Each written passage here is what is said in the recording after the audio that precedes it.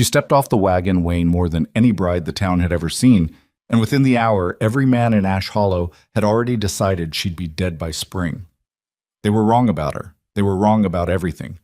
Because when the fever came and the strong men dropped one by one in their beds, too weak to lift a spoon, the woman they'd mocked behind their hands would be the only thing standing between this whole county and the grave. Stay with me to the end of this one. Hit that like button and tell me in the comments what city you're watching from, so I can see just how far Rosalie's story travels. The wind came down off the high plains the morning Rosalie Harper arrived in Ash Hollow, and it had teeth in it even in early October. It found the gaps in her wool coat. It pulled strands of hair loose from under her bonnet and laid them flat against her cheek. She sat on the bench seat of the freight wagon with her hands folded in her lap and her two trunks lashed down behind her, and she watched the town come up out of the brown grass the way a thing comes up out of deep water, slow and then all at once. It wasn't much of a town, a church with a crooked steeple, a general store with a porch that sagged on one end, a smithy, a livery, a row of houses that all looked like they'd been built by the same tired hand. She had pictured something else on the long train ride west, though she could not now have said what. Something with more to it. The driver, a man named Coyle, who'd said maybe 40 words the whole 2 days out from the railhead, spat over the side and pointed his chin at a knot of men loitering by the store. "That'll be your welcome party," he said. There were 5 or 6 of them. They'd stopped whatever they were doing the moment the wagon crested the rise, and now they stood watching it come. And Rosalie understood the way she'd understood things her whole life, quickly and without anybody having to spell it out, that they were watching her. She straightened her back. She'd learned a long time ago that the worst thing you could do was let them see you shrink. Coyle hauled the team to a stop in the middle of the rutted street, and for a moment nobody said anything. The wind moved the sign over the store on its hinges. A dog got up from the shade of the porch, thought better of it, and lay back down. "Which one of you is Ethan Harper?" Rosalie asked. Her voice came out steadier than she felt. A man near the back of the group shifted. He was tall and lean in the way that hard work and not enough food makes a man lean, with a sandy beard going gray at the edges and a face that didn't give anything away.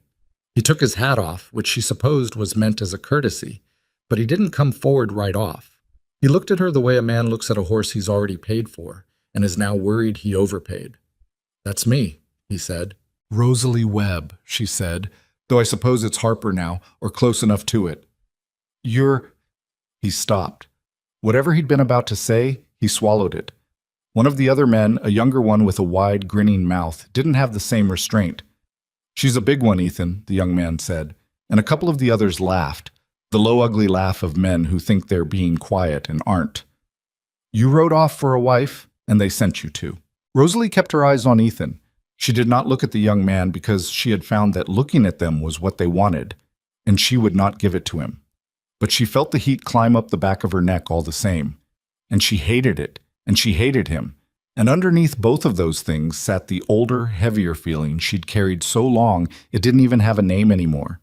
The feeling of being a thing that men measured and found to be too much. Ethan didn't laugh.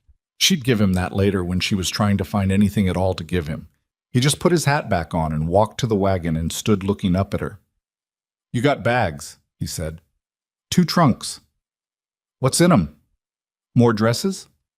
He didn't say it cruel exactly. He said it the way a man says a thing he's already decided the answer to. "One's clothes," Rosalie said. "The other one's worth more than this whole town, only nobody here knows it yet." That got her a look. Surprise, maybe? Or just the irritation of a man who isn't used to being answered back. He reached up a hand to help her down, and she took it, and she came down off that wagon the way she did everything, all at once and solid, both boots planted in the frozen mud, and she stood almost eye to eye with him and did not look away. "Reverend's expecting us," Ethan said. "Figured we'd do it today. No sense waiting." "No," Rosalie agreed. "No sense in that." They were married that afternoon in the little church with the crooked steeple, with Coyle the freight driver and a woman named Mabel Tyne, who ran the store with her husband, standing up as witnesses because nobody else could be troubled to come in out of the cold. The Reverend was a young man with a bad cough who hurried through the words like he had somewhere better to be. Ethan said his part low and flat. Rosalie said hers clear. And when it was over, she was a married woman in a country she'd never seen, bound to a man she'd known for the span of an afternoon, and she stood in the aisle of that cold little church and thought, with a calm that surprised her, well, here it is then. Make something of it. The Harper place sat 4 miles out from town, on a low rise above a creek that ran thin in summer and froze solid in winter. It was a soddy with a frame addition tacked onto the front, a barn that leaned, a few outbuildings, 40 head of cattle that Ethan ran on land he leased, and land he didn't ask too many questions about. His first wife had died 3 winters back. He told Rosalie this on the wagon ride out, in the same voice he might have used to tell her the price of grain. Marta, he said, lung fever took her. We had a boy too, but he went the same winter. He was 4. Rosalie sat with that a moment. I'm sorry, she said, and meant it. Long time ago now. But the way he said it, she knew it wasn't, not to him. He flicked the reins. I'm telling you so you know what you're getting. I'm not a man who talks much. I work, and I sleep, and I get up and work again. If you came out here expecting more than that, you'll be disappointed. I came out here, Rosalie said, because my brother's wife made it clear there wasn't room for me under their roof anymore, and a woman my age with no husband and no money is a stone around everybody's neck. So I answered an advertisement. I didn't come for love letters, Mr. Harper. I came to be useful and to have a place. If you can give me a place, I'll give you more use than you've ever had out of one person, and that's a promise, not a hope. He looked at her sidelong. The corner of his mouth did something that was not quite a smile. We'll see, he said. The house, when they got to it, was cold and close and smelled of a man living alone. Old grease, old smoke, the sour tang of clothes worn too long between washings. There was a stove, a table, 2 chairs, a bed in the back room with a quilt that Rosalie recognized at once as having been made by a woman who loved whoever was meant to sleep under it. Marta's quilt. She didn't say anything about it. She set her trunks down by the wall, took off her coat, rolled up her sleeves, and looked around her at the wreck of a kitchen, and something in her settled. This, at least she knew. This she could fix. You hungry? She asked. Ethan was building up the fire in the stove. There's beans in the crock, and some salt pork if the rats didn't get to it. I'm not asking what there is. I'm asking if you're hungry. He straightened up and looked at her. I'm always hungry, he said, and for the first time there was something almost honest in it. She opened the trunk, not the one with the dresses. The other one. She lifted the tray off the top, and Ethan, drawn by curiosity despite himself, came and looked over her shoulder, and what he saw made him frown. Seeds. Dozens of small cloth packets, each one labeled in a careful hand. Dried beans and peas and corn and squash and turnip, and a dozen things he didn't recognize. Below them, wrapped in muslin, jars. Not many, she couldn't carry many, but a few. Pickled things. A dark jar of something that turned out to be apple butter. A crock of starter for bread, kept alive across 2,000 miles of railroad. Bundles of dried herbs tied with thread. A heavy iron pot with a tight lid. And tucked down the side, wrapped in oilcloth, a thick book swollen with loose pages. Her mother's and her grandmother's before that. 100 years of recipes and remedies and notes on what grew and what kept and what would carry a family through a winter when there was nothing left to carry it on. All that, Ethan said slowly. And you didn't bring a second pair of boots? Boots wear out, Rosalie said. This doesn't. He shook his head and went out to see to the stock. And she heard him say something under his breath that she chose not to make out. She'd heard worse. She set to work. By the time he came back in, full dark and the cold pressing against the windows like a living thing, the house smelled different. She'd taken his sad crock of beans and his rat-bitten salt pork and an onion she'd found going soft in the corner and turned them into something with body to it, something that filled the room and made his stomach answer back. She'd swept the floor. She'd found his coffee and made a pot strong enough to stand a spoon in. He sat down at his own table like a man sitting down at a stranger's, and he ate, and he was 3 bowls in before he seemed to notice he'd said nothing at all. It's good, he said, like the words cost him. I know, Rosalie said. He almost smiled again. Almost. She did not waste time. In the first week, she put the kitchen to rights and learned where everything was and made a list in her head of everything that wasn't. In the second week, she started in on the larder, which was barely a larder at all. A few shelves in a lean-to off the back of the house, half of it spoiled, the rest of it nothing but flour and beans and the kind of provisions a man buys when he doesn't expect to live much past the next disappointment. In the third week, she walked the property in the cold, with her hands jammed in her armpits and her breath smoking in front of her. And she found what she was looking for. A place where the land dropped away into the side of the rise, sheltered from the worst of the wind, with good drainage and earth that wasn't all clay. "I want to dig a cellar," she told Ethan that night. "A real one. Deep. With stone if we can get stone, and a good roof over it, and a door that seals." He set down his coffee. "What for?" "To keep food in. To keep it from freezing and from rotting and from the damp. A proper root cellar holds you through the winter. You can put up vegetables in the fall and have them sound in February. You can keep meat down there where it stays cold but doesn't spoil. You can—" "I know what a root cellar is." There was an edge in his voice now. "What I'm asking is why I dig a hole the size of a barn in the ground when I've got cattle to run and fences to mend and a roof that needs new sod before the snow comes. There's two of us, Rosalie. We don't need a cellar you could store a regiment in." "There's two of us now." He went still. "I'm not saying anything by it," she said, because she saw his face and she remembered Marta's quilt and the boy who'd been 4. "I'm saying winters come hard out here. Everybody says so. And a hard winter doesn't care how strong a man's back is. You can't work your way out of an empty cupboard. You can only eat your way out. And to eat, you've got to have put something by. That's all I'm saying. That's the whole of it." Ethan was quiet a long moment. The fire popped in the stove. Outside, something moved in the dark. A coyote, far off, threading its thin cry through the night. "My father," he said finally, and stopped, and started again. "My father believed a man provides by the sweat off his own back. Standing up, working, not squirreling things away in the dirt like a... He didn't finish. "Like a woman," Rosalie said. He didn't deny it. She nodded slowly. She'd known men like his father. She'd been raised by one. "Your father ever go hungry?" she asked. "Plenty of times." "Then maybe," she said gently, because there was no profit in shaming him, "maybe your father was wrong about one thing, even if he was right about everything else.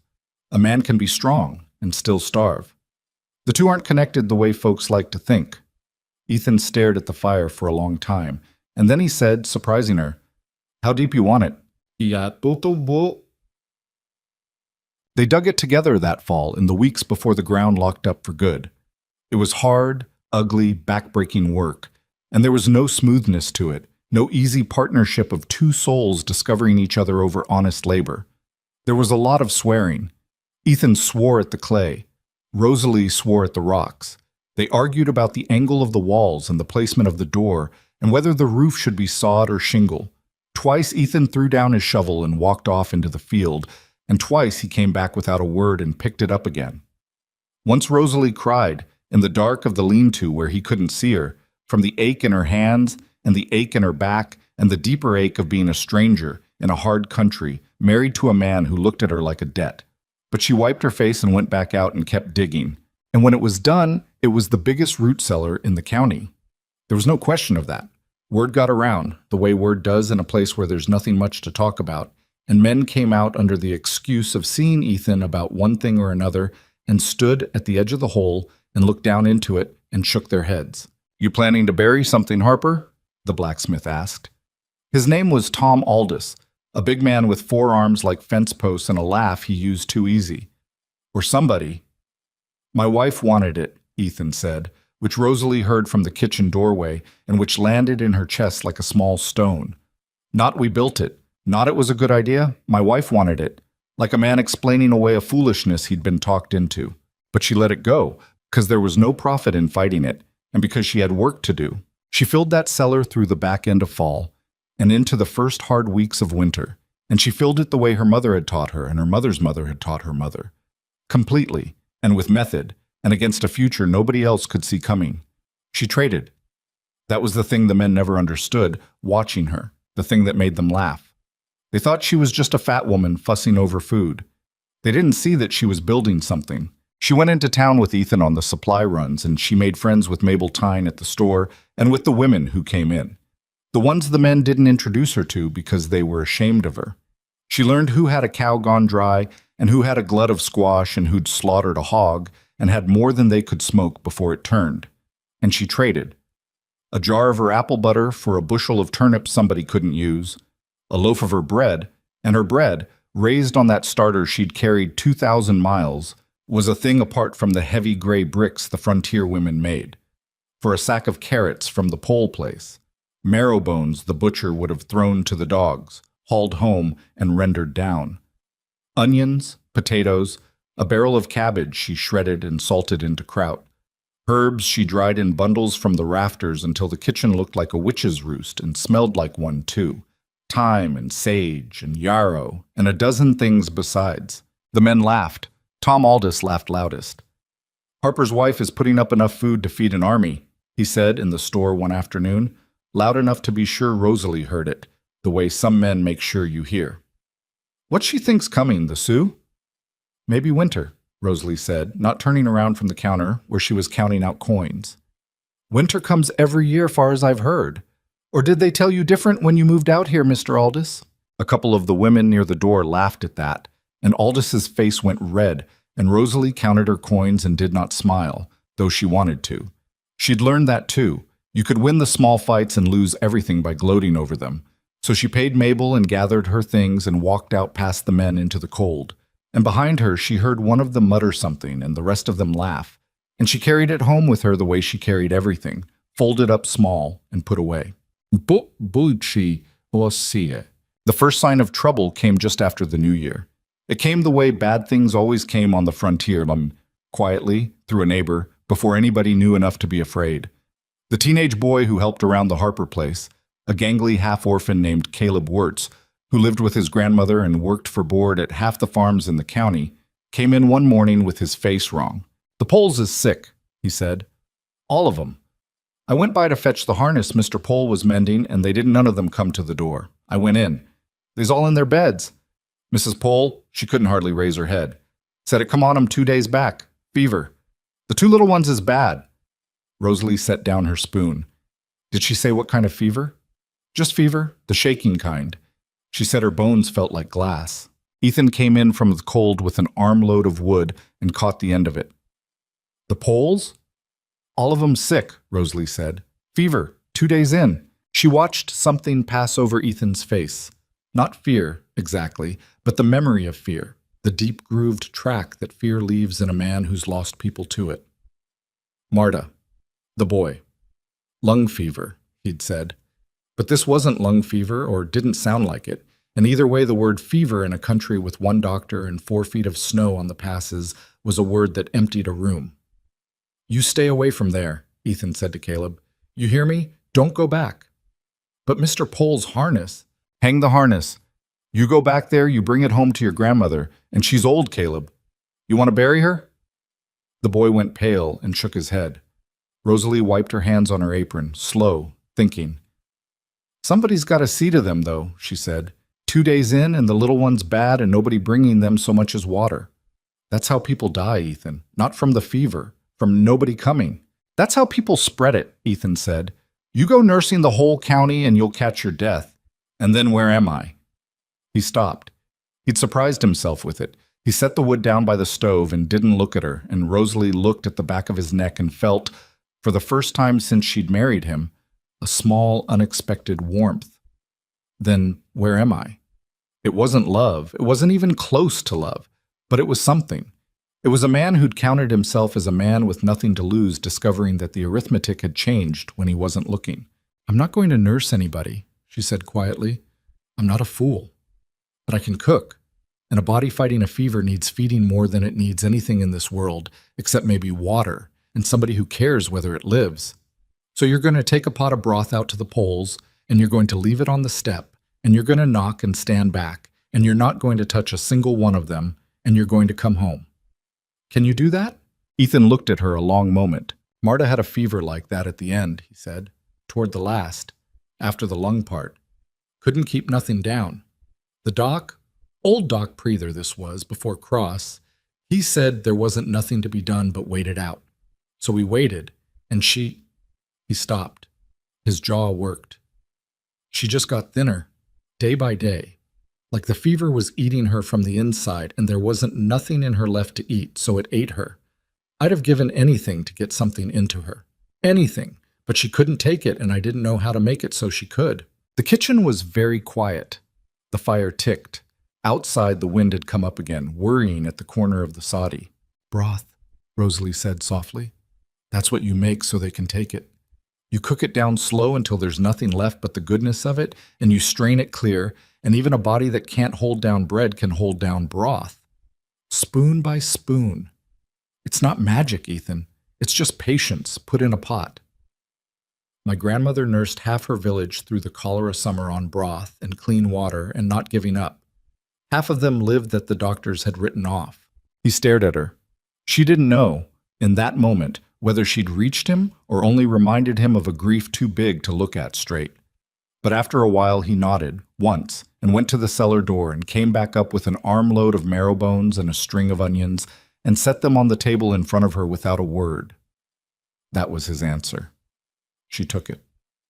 She made broth that day until the windows ran with steam. She did it the way the book said and the way her hands knew, which were not always the same thing. The book was a guide, but her grandmother had written in the margins all the things the recipe left out, and her grandmother's hand was the truer teacher. She roasted the bones first until they went deep brown and gave up their fat. She put them in the big iron pot with onions and a carrot gone wrinkled, and a stalk of dried celery and a few peppercorns and a bundle of her herbs and water from the creek that Caleb hauled up by the bucket. And she let it go.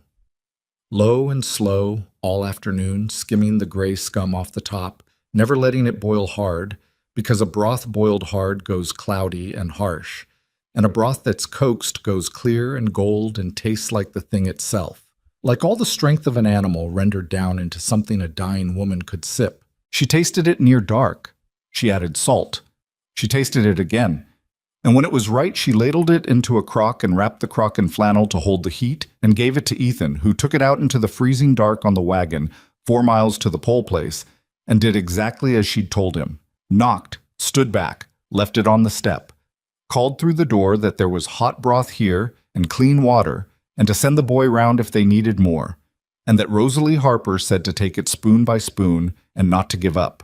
He came home with the empty crock the next evening and a piece of paper folded into it, a few words scrawled in a weak hand.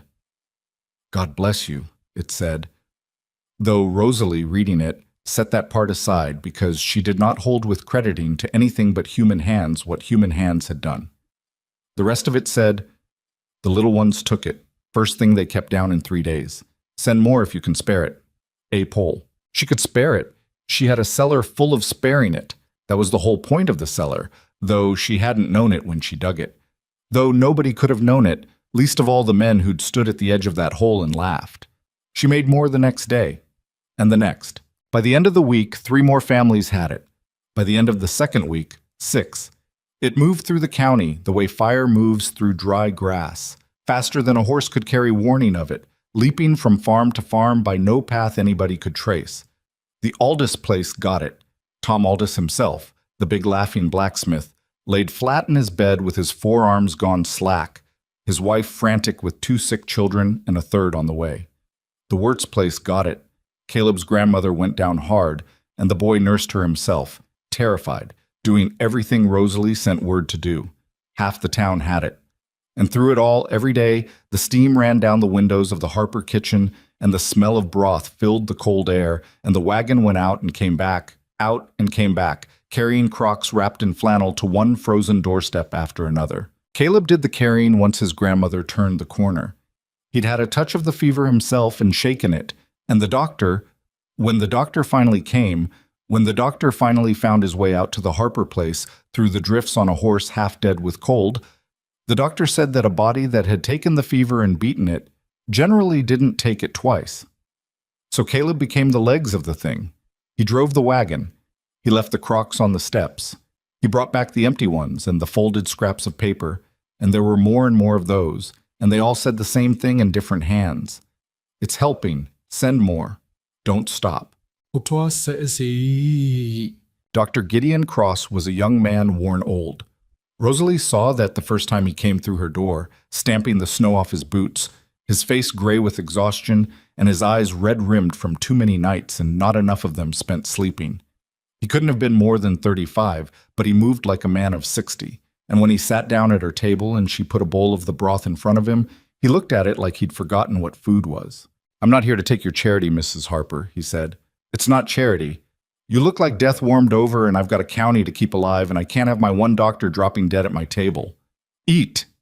He ate.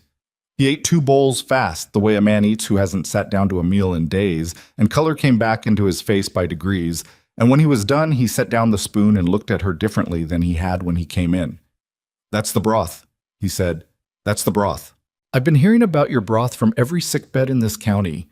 He pushed the bowl away an inch, leaned back, studied her. "I'll be honest with you, ma'am, because I think you're a person who'd rather have it straight. When I first heard about it, I thought it was foolishness.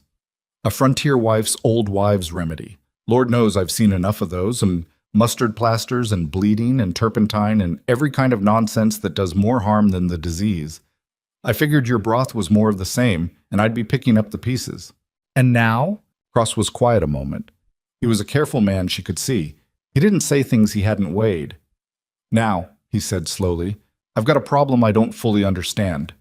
The medicine I have, quinine, and not much of it, and a few other things, it can break a fever, sometimes. When it works, it brings the temperature down and the patient stops burning. But that's not where people die, Mrs. Harper. That's the part I can win. People die after. They die in the 3rd week, the 4th week, when the fever's gone, but they're so wrung out, so wasted, that a chill or a cough or nothing at all just takes them. They've got nothing left to fight with. I break the fever and then I watch them slip away anyhow, and I can't stop it, because there's no medicine for being emptied out. There's no medicine for it." He looked at the empty bowl. "But there's food," he said. "There's getting strength back into a body before the next thing comes for it.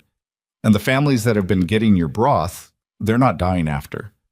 The fever breaks and instead of fading, they're coming back. The little ones especially. I've got numbers in my head I can't make sense of any way but one. You're keeping people alive that I'd have buried." Rosalie sat down across from him. She felt something move in her chest that she didn't have a good word for. It wasn't pride, quite. It was older than pride and quieter. It was the feeling of a thing she'd always known being seen, at last, by somebody whose seeing mattered. "My grandmother used to say the disease isn't the war," she said. "The disease is just the first battle. The hunger that comes after the disease, that's the war. And folks lose the war because they won the battle and thought they were done." She turned the empty bowl a quarter turn on the table. "The real enemy out here isn't the fever, doctor. It's the days after, when the fever's gone and there's nobody come to cook because everybody's too weak to stand at a stove. That's what kills people, not the sickness. The starving that comes while they're too weak to feed themselves." Cross looked at her for a long moment, and then he said something she would remember for the rest of her life, though he said it simply, without ceremony. A tired man stating a fact he'd just discovered to be true. "I went to medical college for 4 years, he said, "and you just told me something I never learned there." Ethan stood in the doorway through most of that. Rosalie hadn't noticed when he'd come in. He'd been out doing something to the wagon, and he'd come into the lean-to and stopped and stood and listened, and she only knew he was there when she looked up and saw him leaning against the frame with his hat in his hands and an expression on his face she'd never seen before. When Cross had gone, back out into the cold on his half-dead horse, with a fresh crock of broth for himself and a sack of provisions Rosalie pressed on him over his objections, Ethan still stood there. "You all right?" Rosalie asked him. "That doctor," Ethan said. "He came to me 3 years back, when Marta was bad. He wasn't but a young man then, just out west, green as grass. He turned his hat in his hands. He sat by her bed 2 whole days, didn't charge me a cent. And at the end, he held my shoulder and he told me he was sorry, that he'd done everything he knew how to do." Ethan's voice went rough. "Everything he knew how to do, and just now he sat at my table and said you knew something he didn't, something that could have—" He stopped. He couldn't finish it. He didn't have to. Rosalie crossed the kitchen and stood in front of her husband. She did not touch him because they were not a couple who touched easy. Not yet, maybe not ever. But she stood close. "It wouldn't have saved Marta," she said gently. "I won't tell you it would, because I don't know. and it'd be cruel to let you believe it when I don't. Lung fever's a different animal. Sometimes there's nothing that holds it back, not broth, not prayer, not the best doctor in the world. Some things just take who they take." She paused. "But I'll tell you this, whatever I can hold back, I'm going to hold back. As long as that cellar's got something in it, nobody in this county starves while they're too weak to feed themselves. Not while I've got two hands in a pot. That's a promise. The same one I made you on the wagon coming out, only now I mean it bigger than I knew how to mean it then." Ethan looked at her, and the man who'd taken his hat off in the street 4 months back and looked at her like a debt he'd overpaid. That man was still in there somewhere, she supposed, the way the boy who'd lost his son was in there. The way all the men we used to be go on living inside the men we become. But it wasn't that man looking at her now. "That cellar," he said quietly. "The one I called a fool's hole. The one I told Tom Aldous you wanted. Like it wasn't mine too. Like I hadn't been wrong to fight you on it." "You weren't wrong to fight me," Rosalie said. "You were just wrong about who was right. There's a difference. A man can argue honest and still lose. It's only shameful when he won't admit it after." Ethan let out a breath that was almost a laugh. He set his hat on the table. "How much have we got left down there?" he asked. "Honest, how long can you keep this up?" And there it was. The question she'd been turning over in her own head for a week now, late at night, with the wind clawing at the soddy and the cold pressing in. She'd been into the cellar that morning with a lamp, and she'd stood at the bottom of the stairs she and Ethan had dug with their own swearing hands, and she'd looked at the shelves. They were still full. To a man standing at the top of the stairs, they'd look full as ever. But Rosalie knew how to read a cellar the way Ethan knew how to read the sky before weather. She saw the gaps starting in the rows. She saw the barrel of kraut down by a third. She saw the marrow bones, which she could not replace, going from a heap to a stack to a handful. She saw the flour and the firewood ricked against the back wall, and the way it was all moving in one direction, steadily, faster than it was coming in, because the trading had stopped. Nobody had a surplus to trade now. Everybody was sick or tending the sick. And the cellar was emptying into the county like a tub draining, and there was no tap to fill it back up. She didn't lie to him. She'd promised herself marrying a stranger that whatever else she did, she wouldn't lie to him, because a marriage built on a hard country needed at least that one true thing in it to stand on. "If the sickness stops spreading," she said slowly, "and the worst of the cold breaks in the next few weeks, and nothing else goes wrong, but we'll make it tight, but we'll make it, and so will most everybody else." She wrapped her arms around herself. "But if it doesn't stop, if it comes back around, or the cold sets in deeper, or the passes stay shut and the supply wagons can't get through." She stopped. She made herself say the rest of it because he'd asked her honest and he deserved it honest. "Then I don't know, Ethan. Then there comes a day, not so far off as you'd think, when I go down those stairs with the lamp, and there's nothing on the shelves but dust. And every family in this county that's been living off my pot wakes up one morning and there's no pot. And I don't have an answer for that day. Not yet. I've been laying awake trying to find one, and I haven't found it." Ethan stood at his table in his cold kitchen, in the house where he'd buried a wife and a son, married now to a woman the whole county had laughed at. And he looked at the steam still fogging the windows and the bundles of herbs hanging from the rafters and the empty crocks stacked by the door waiting to go out again at first light. "Then we'd best hope it stops," he said. But outside the wind was rising. It came down off the high plains the way it had the morning she'd arrived, only harder now, with the whole weight of February behind it. And somewhere out beyond the creek, the temperature was dropping past anything the thermometer on the porch had words for, and far to the northwest, where the sky had gone the color of a fresh bruise, something was building that would make the worst of the winter so far look like a kindness. Neither of them knew it yet. They stood in the warm, steam-fogged kitchen and looked at each other, two imperfect people thrown together by hard arithmetic in a hard place, and for that one moment they were only grateful to be warm and fed and not alone. Rosalie reached over and turned the lamp down to save the oil. The wind found the corner of the soddy and worried it and would not let it go. The storm broke over Ash Hollow 3 days later, and it broke the way the worst ones always did out there. Not with any warning a body could use, but with a stillness first, a held breath, the wind dying off so completely that Rosalie stepped out onto the porch that morning and stood listening to a silence so deep it made her uneasy.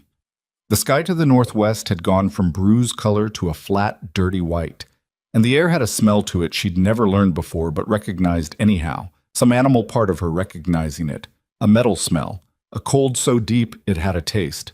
"Ethan," she called back through the door. "Ethan, come look at this sky." He came out wiping his hands on a rag and stood beside her and looked at the northwest, and she watched his face change.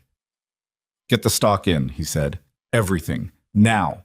I'll do the cattle, you bring the chickens, and whatever else will freeze. And fill every bucket you can with water before the pump locks up. We won't be going out in this for days." "Days? Look at it." He was already moving, pulling his coat on, jamming his hat down. "I've seen that color twice since I came out here. First time it snowed 4 days without stopping and we lost half the herd. Second time, a family over by the river froze in their own beds because they ran out of wood and couldn't get to more. That's not a storm coming, Rosalie. That's a killer coming. Move." They moved. There was nothing smooth about it, nothing of two people working as one. There was a lot of shouting across the yard, and a chicken that wouldn't be caught, and that Rosalie chased through the snow swearing until she finally cornered it against the barn, and Ethan dropping a coil of rope and cursing it like it had insulted his mother. But they got the stock in. They got the buckets filled. They got an extra week's wood split and stacked just inside the door, Ethan swinging the axe in the failing light long after his arms must have been screaming at him, because he knew, the way she was learning to know, that out here you did the hard thing while you still could, because the time was coming when you wouldn't be able to. The first flakes came down at dusk, fat and slow and almost gentle, and Rosalie stood at the window and watched them and felt something cold settle in her that had nothing to do with the temperature. "The broth," she said. "Ethan, the families, the Poles, the Aldous place, the Wirtz boy, and his grandmother. If this lasts days, nobody can get to anybody. Caleb can't drive the wagon in this. They'll be cut off." Ethan came and stood behind her at the window. "They'll have to manage. Everybody knows a storm's a storm. They'll have laid in what they could. The sick ones can't lay in anything. That's the whole point of them being sick." She turned from the window. "Some of those families have been living hand to mouth off what I send out every day. They don't have 3 days' food in the house, some of them, because they've been too sick to put any by, and I've been the one keeping them fed. If the wagon stops, the wagon's got to stop, Rosalie. You can't send a boy out to die in a blizzard so somebody 3 miles off can have soup." "I know that." She did know it. That was the worst part, the knowing. "I'm not saying send him out. I'm saying I should have seen this coming and built them up first, sent extra. Now it's too late, and they're going to go hungry, and the ones still weak from the fever, the little ones." She pressed her lips together. "I should have seen it." "You can't see weather," Ethan said, and there was something almost kind in it, rough as it was. "Nobody can. You did more for this county than any 10 people did. You don't get to stand there and blame yourself because the sky did what the sky does." She didn't answer him. She'd find, in the days that came, that knowing a thing wasn't your fault and feeling it weren't the same, and the feeling didn't much care what the knowing had to say about it. The storm lasted 5 days.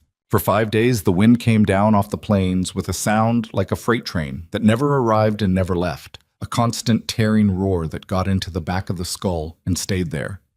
The snow didn't fall so much as fly, sideways, so thick that Ethan tied a rope from the house to the barn so he wouldn't lose himself going to feed the stock, because men had died 10 feet from their own doors in storms like this, walking in circles, freezing while their families waited supper. The cold came down past anything. The water in the buckets skinned over with ice an hour after Rosalie hauled them in.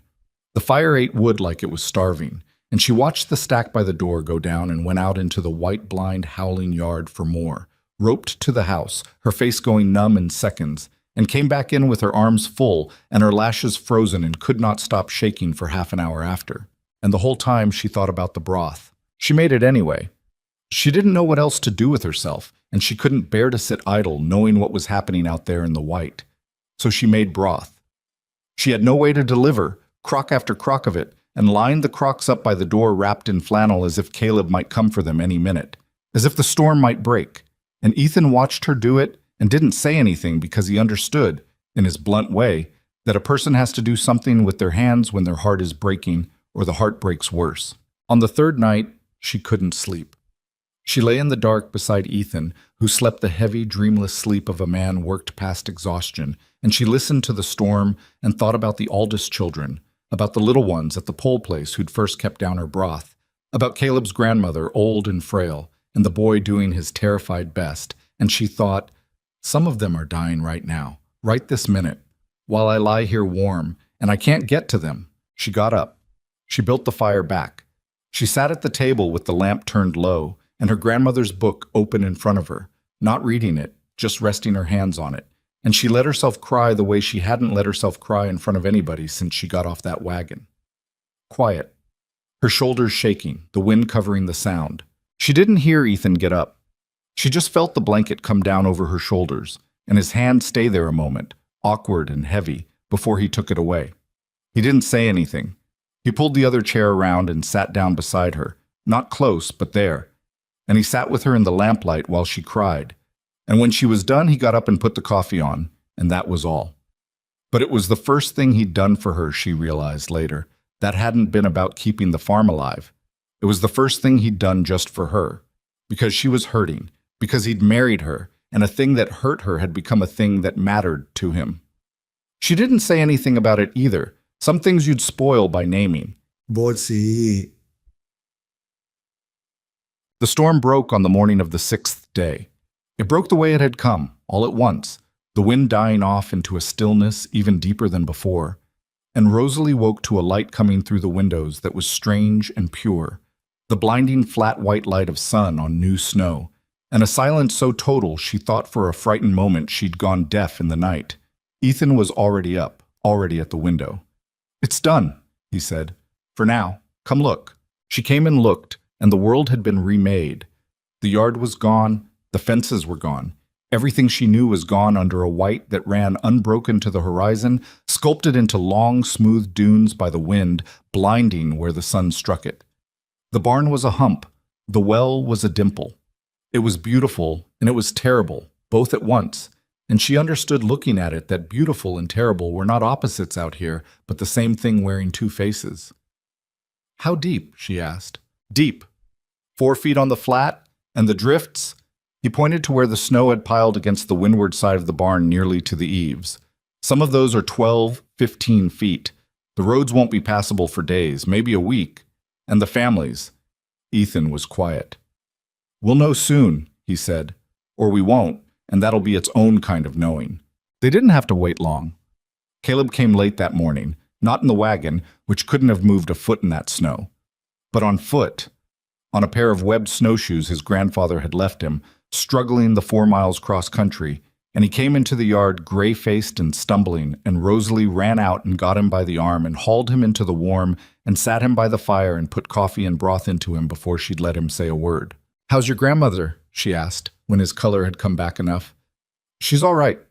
The boy's voice shook, and not just from the cold. "She's all right, Ms. Harper. The fever's gone out of her. She's weak, but she's going to live, but—" He stopped. His chin trembled.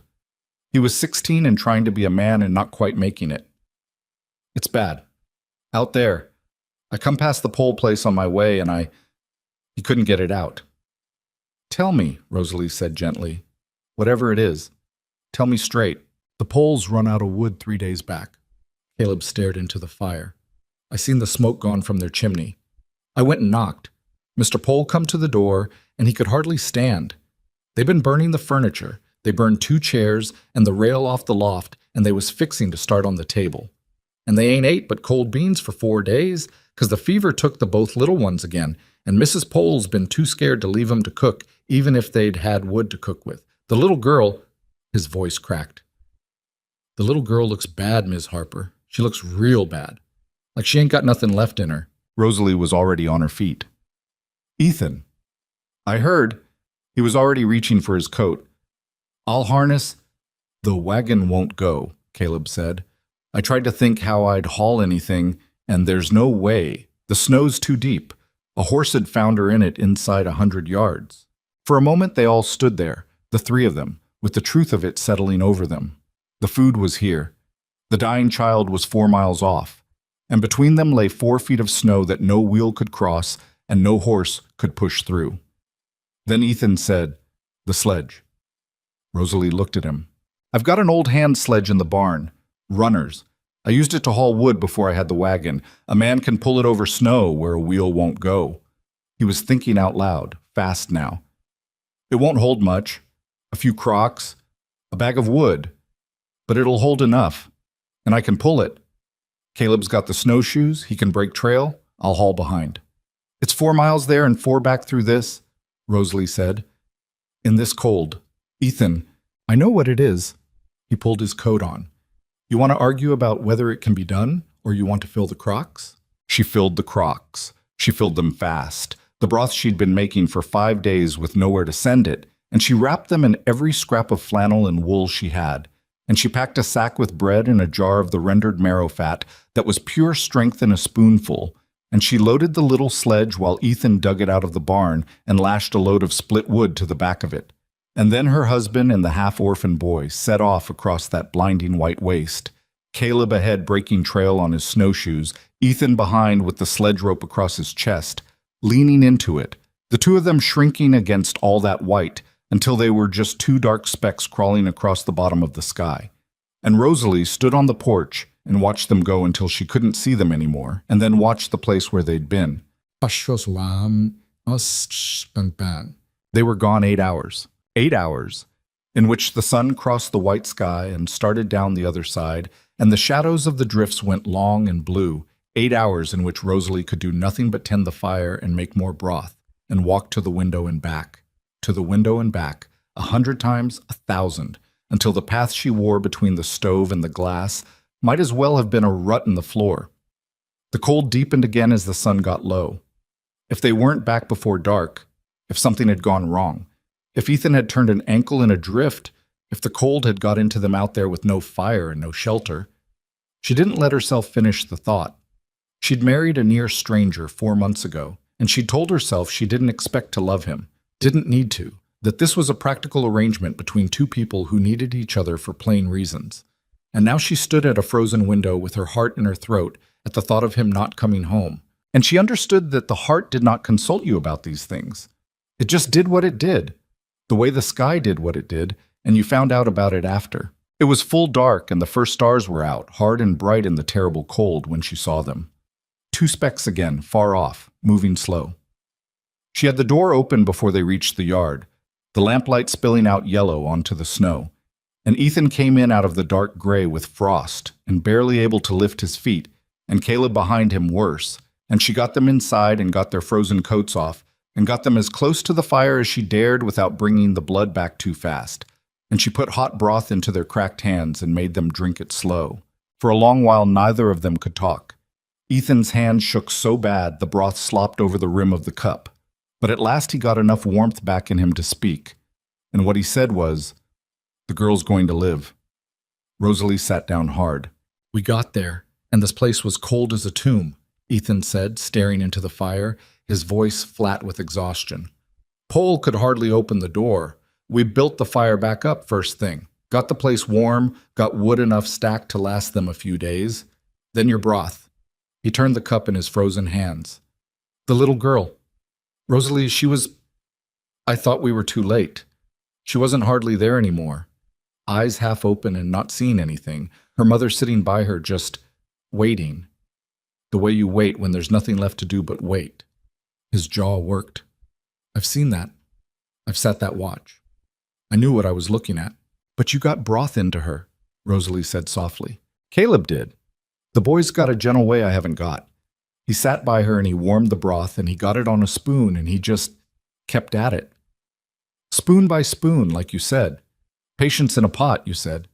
He sat there an hour, more, talking to her low the whole time, telling her about, I don't even know what, his dog, some foolishness, just keeping his voice going so she'd have something to follow back.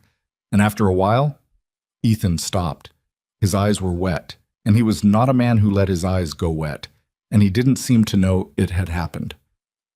After a while, she swallowed on her own, and then she opened her eyes the rest of the way, and she looked at the boy, and she said she was thirsty. She said she was thirsty, and her mother just... He couldn't finish. He didn't need to. Caleb, by the fire, had his face turned away. Rosalie went to him, and put her hand on the back of his bowed head, the way she might have done to her own boy if she'd ever been given one. And the boy turned and pressed his face against her side and cried, finally, all of it coming out of him at once. The fear and the cold and the dying girl and the 8 miles of white. And she held him and led him. And over his choking shoulders she looked at her husband, and her husband looked back at her, and neither of them said a word, because there were no words that wouldn't have made it smaller than it was. After that, something changed in the county, and it changed in Ethan, and it changed between them. The roads opened by degrees over the next week as the men dug out, breaking trails between the farms, packing the snow down hard enough to bear a horse. And as the roads opened, the broth started moving again, and now Caleb didn't move it alone. Other men took it up. Tom Aldous, recovered now, gaunt and humbled by his own brush with the dark, showed up in the Harper yard one morning with his wagon and his big arms and said, not quite meeting Rosalie's eye, "Heard you been keeping half the county fed, Ms. Harper. Heard it was you sent the wood out to the poles that kept them little ones from freezing. He cleared his throat. I said some things, back in the fall, in the store, about your putting up so much food. I was a damned fool, and I'm sorry for it, and I'd be obliged if you'd let me haul for you, on account of I owe this county a debt, and I don't know another way to start paying it." Rosalie looked at the big blacksmith who'd laughed loudest at her, who'd asked if she was expecting the Sioux, who stood now in her yard with his hat in his hands. She could have made him eat it. There was a part of her, the part that had heard that laugh and folded it up small and carried it home, that wanted to make him eat it. "You can haul," she said instead. "Pull your wagon around back. I've got 6 crocks need to go to the River families, and my husband's arms are about wore off." And that was that. Tom Aldous hauled Broth 3 days a week after that, and never said another word against her, and a year on he'd name his next child after her. Though she didn't know that yet, standing in the yard, watching a humbled man pull his wagon around to the back of her house. Ethan watched all of it. He watched the men come, one after another, to a door they'd never have knocked on in the fall except to laugh. He watched his wife, the wife he'd taken his hat off to in the street and looked at like a bad bargain, the wife he'd let Tom Aldous mock without standing up for her, the wife whose cellar he'd called a fool's hole. He watched her become the still point that the whole reeling county turned around. And one evening, late, when the crocks were stacked clean by the door and the fire was low, and they sat across the table from each other the way they did now, easy in each other's quiet, he said something she didn't expect. "I owe you an apology, too," Ethan said. Rosalie looked up from her grandmother's book. "You don't owe me anything." "I do, and I'll say it, and you'll let me say it because I'm no good at this, and if you stop me, I won't get started again." He turned his coffee cup. "When you got off that wagon in the fall, I looked at you and I thought I'd made a mistake. I'm not going to dress that up. I thought I'd sent off for a wife and I don't even want to say what I thought. I judged you by the size of you, same as those fools in the street, and I let Aldous run his mouth at you, and I didn't say a word because some low part of me agreed with him." He made himself keep going. "And then you turned my dead man's kitchen into a home, and you dug a cellar I called a fool's hole, and you filled it, and when the sickness came, you fed this whole county out of it, while I'd have told everybody to look out for their own. You saved that Pole girl. You saved Aldous and his children. You probably saved my hide, that doctor, half the people I know. With food, with putting things by and not giving up. The 2 things I told you on the wagon weren't worth a damn out here." He looked at her, and his face was naked in a way she'd never seen it. "I was wrong about every single thing I thought when I looked at you. Every one. And I'm ashamed of the man who thought them, and grateful past saying for the man you've let me start to be instead." Rosalie sat very still. The fire ticked. She'd waited her whole life, she realized, to hear something like this from somebody, and she'd long ago stopped expecting she ever would, and now here it was in the mouth of a blunt gray frontier widower who'd had to be dragged to it by a sickness and a storm, and somehow that made it truer than any pretty words ever could have been. "You weren't wrong about everything," she said at last, and her voice wasn't quite steady. "You were right, that survival out here takes a strong back. It does. I've seen what your back's done these last weeks, hauling that sledge, splitting that wood. You're not wrong that hard work keeps a body alive." She closed the book gently. You were just only half right. It takes a strong back and a full cellar both. The man and the woman both, neither one alone. That's all I ever wanted you to see. And you've seen it now, so we're square, and I won't hear another word about apologies." Ethan nodded slow. And then, awkward as a boy, he reached across the table and put his rough hand over hers, just for a moment, and she let him. And they sat like that in the lamplight, two imperfect people who'd been thrown together by hard arithmetic and were learning, late and clumsy, to be glad of it. But even as they sat there, the cellar under the house was emptying. Rosalie knew it. She had been down that morning with the lamp. The shelves that had looked full to a man at the top of the stairs were thinning now, in a way even Ethan would soon be able to see. The marrow bones were down to the last few. The kraut barrel rang hollow when she knocked it. The wood ricked against the back wall had gone from a wall to a heap. And the thing she'd told Ethan she feared most, that the sickness might come back, that the cold might deepen, that something else might go wrong before the worst was past, sat in the back of her mind like a stone she couldn't put down. She didn't say anything to him about it that night. She let him keep his hand over hers in the lamplight, and she let them both have the warmth of the moment, because they'd earned it, and because she'd learned that you took the good hours when they came and didn't spoil them borrowing trouble from the hours ahead. But when he'd gone to bed, she sat up a while longer with the lamp turned low, and she did the arithmetic again, the hard, cold arithmetic she was so much better at than anyone gave her credit for. So many families, so many mouths, so little left on the shelves, and nothing coming in, and the deepest part of winter still ahead. She turned the numbers over and over, looking for the answer the way she'd looked for it that sleepless night during the storm, and she couldn't find it, because it wasn't there. Not in the cellar, not in her two hands, not in any amount of her own giving. The pot couldn't carry the county. Not alone. Not anymore. She'd known it for a week, and she'd kept on ladling anyway, the way a person keeps walking after the wagons broke down, because stopping means admitting how far they've still got to go. But the numbers didn't care how hard she worked or how much she gave.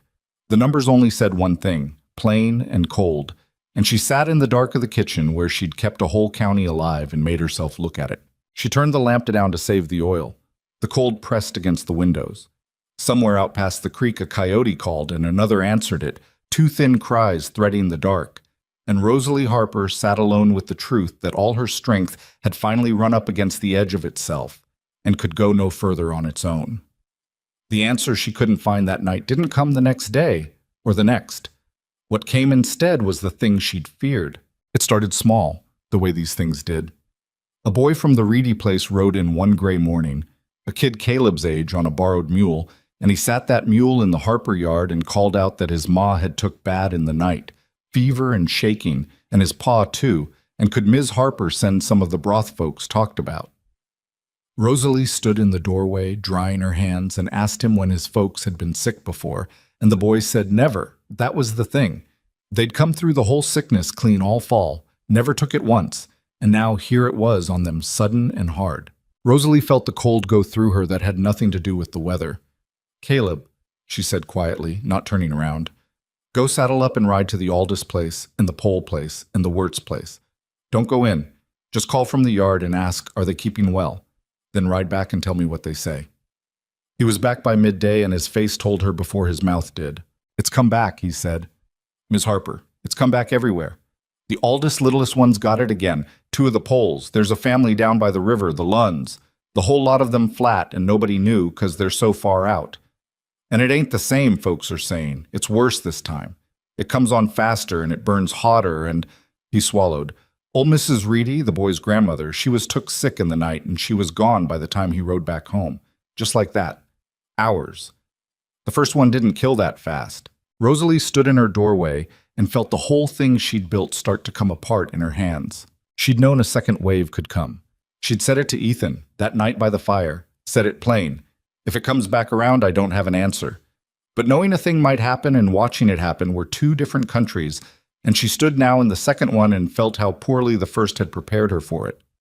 The first sickness had moved through the county over weeks, family by family, slow enough that she could keep ahead of it. This one moved like the storm had moved. It was on a dozen farms before she'd even finished hearing about the first. And her cellar that had been thinning for weeks, that she'd watched go down with the lamp every morning and said nothing about. Her cellar could not feed a dozen farms. It could barely feed the ones already on the broth. "Ethan," she called. "Ethan, come in. We've got to talk, and we've got to talk now." He came in from the barn and she told him, all of it, the boy and the dead grandmother and the dozen farms, and she watched him take it the way he took bad weather, his face going still and his eyes going somewhere far off as he ran the arithmetic she'd already run. "How bad's the cellar?" he said. Not a question, he knew. "Bad." "Show me. I want to see it with my own eyes. I've been letting myself believe it was fuller than it is because I didn't want to look." "Show me." She took the lamp and they went down the stairs they'd dug together, swearing in the fall, down into the cold, earth-smelling dark. And she held the light up so he could see. And she watched her husband look at the truth of it for the first time. The shelves with their long gaps, the kraut barrel she tipped to show him it was down to the dregs, brine, and a few sad fistfuls of cabbage. The marrow bones gone entirely now, the last of them rendered 3 days back. The flour barrel she could near get her whole arm into, the wood heap that wasn't a heap anymore, just a scatter against the back wall. Maybe 4 days burning if they were careful, and they could not be careful, not with a stove going day and night to make broth for a county. Ethan stood at the bottom of the stairs and looked at it for a long time, and when he spoke, his voice was rough. "There's not enough here to get us through, is there? Us, you and me. Forget the county. There's not enough here for the two of us to be sure of seeing spring." "No," Rosalie said, "there's not. And the county needs 3 times what we've got. More than that." Ethan was quiet. Up above them, the wind had started again. She could hear it finding the corner of the soddy, worrying it the way it always did. The lamp threw their shadows huge against the dirt walls, 2 big dark shapes that didn't quite hold still. Rosalie. He turned to face her in the close dark. "I'm going to say a thing, and I need you to hear me out before you answer, because it's a hard thing, and I've been turning it over since that boy rode in, and I can't get around it." He set his jaw. "We have to stop." She didn't say anything. She'd known it was coming. She'd been saying a softer version of it to herself for a week. "Not all at once," he went on, fast now, getting it out before he lost the nerve. "I'm not saying let folks starve. But we can't keep on like we have been, giving away everything off these shelves like we're the only larder in the county, and we've got no bottom to it. Because we've got a bottom, Rosalie, we're standing on it. And when we hit it, when there's nothing left and folks are still coming to the door, then we've got nothing for ourselves and nothing for them either, and we're just 2 more bodies the spring thaw turns up. That doesn't help anybody. A dead cook feeds nobody." His voice cracked on it. "I watched a wife waste away in that bed back there. I watched a boy. I cannot watch it happen to you because you gave away the last of our food to people who'll die without it. To people who aren't my wife." It came out of him loud, too loud for the small space, and it rang off the dirt walls, and he stopped, breathing hard, ashamed of it and meaning it both. I'm sorry. I'm not made for this. For caring whether somebody lives. I trained myself out of it after Marta. You understand? I made myself a man who didn't have anything that could be took from him. And then you got off that wagon and ruined it. And now I've got something again. And I'm scared, Rosalie. I'm scared down in my gut the way I haven't let myself be scared in 3 years. Because I can see the bottom of this cellar, and I can see you giving it away crock by crock with that look on your face that says you'd give the last one too. And He stopped. He scrubbed a hand over his face. I won't bury another person. He didn't finish. He couldn't. And Rosalie stood in the lamplight in the cellar she'd dug and filled and emptied, and she loved him, she realized, plain and sudden, this broken, blunt, frightened man. She loved him, and that was exactly why what she was about to say was going to be so hard. Ethan, she said gently, I hear you, every word, and you're right about the arithmetic. You're right that we can't keep on the way we have. The shelves say so, and I'm not going to argue with the shelves. She set the lamp down on the bottom step so the light came up between them soft. But I need you to hear me now, the way I heard you. If I stop, if I close that door up there and tell Caleb no more crocks go out and we eat what's left ourselves and we wait out the winter safe, then I might save us. We might see spring, you and me, but I'd have to live the rest of my life knowing what I traded for it. The Pole girl, the Aldous children, the Loon family down by the river that nobody even knew was sick, They'd die so we could eat. And I'd sit at that table every night for 40 years with a full belly and that knowledge, and so would you. And we'd watch it turn us into something, into the kind of people who looked out the window at the dark and kept our shutters closed. She shook her head slow. I can't do it. Not because I'm good. Don't think that. I'm not some saint. I'm a tired, scared woman, same as you're a tired, scared man. I can't do it because I wouldn't survive being the person who did. Some ways of staying alive aren't worth what they cost. Ethan stared at her. Then what? He said, almost desperate. Then what, Rosalie? Because I see two roads and they both end in a grave. We give it away and we starve. We keep it and they starve. You tell me there's a third road because I've stood here looking and I can't find it. And it was right then, in the cold dark of that emptying cellar, with her husband near to breaking in front of her and a dead grandmother fresh on the Reedy place, and a dozen farms going down all at once, it was right then that Rosalie saw it. Not all of it, not clear.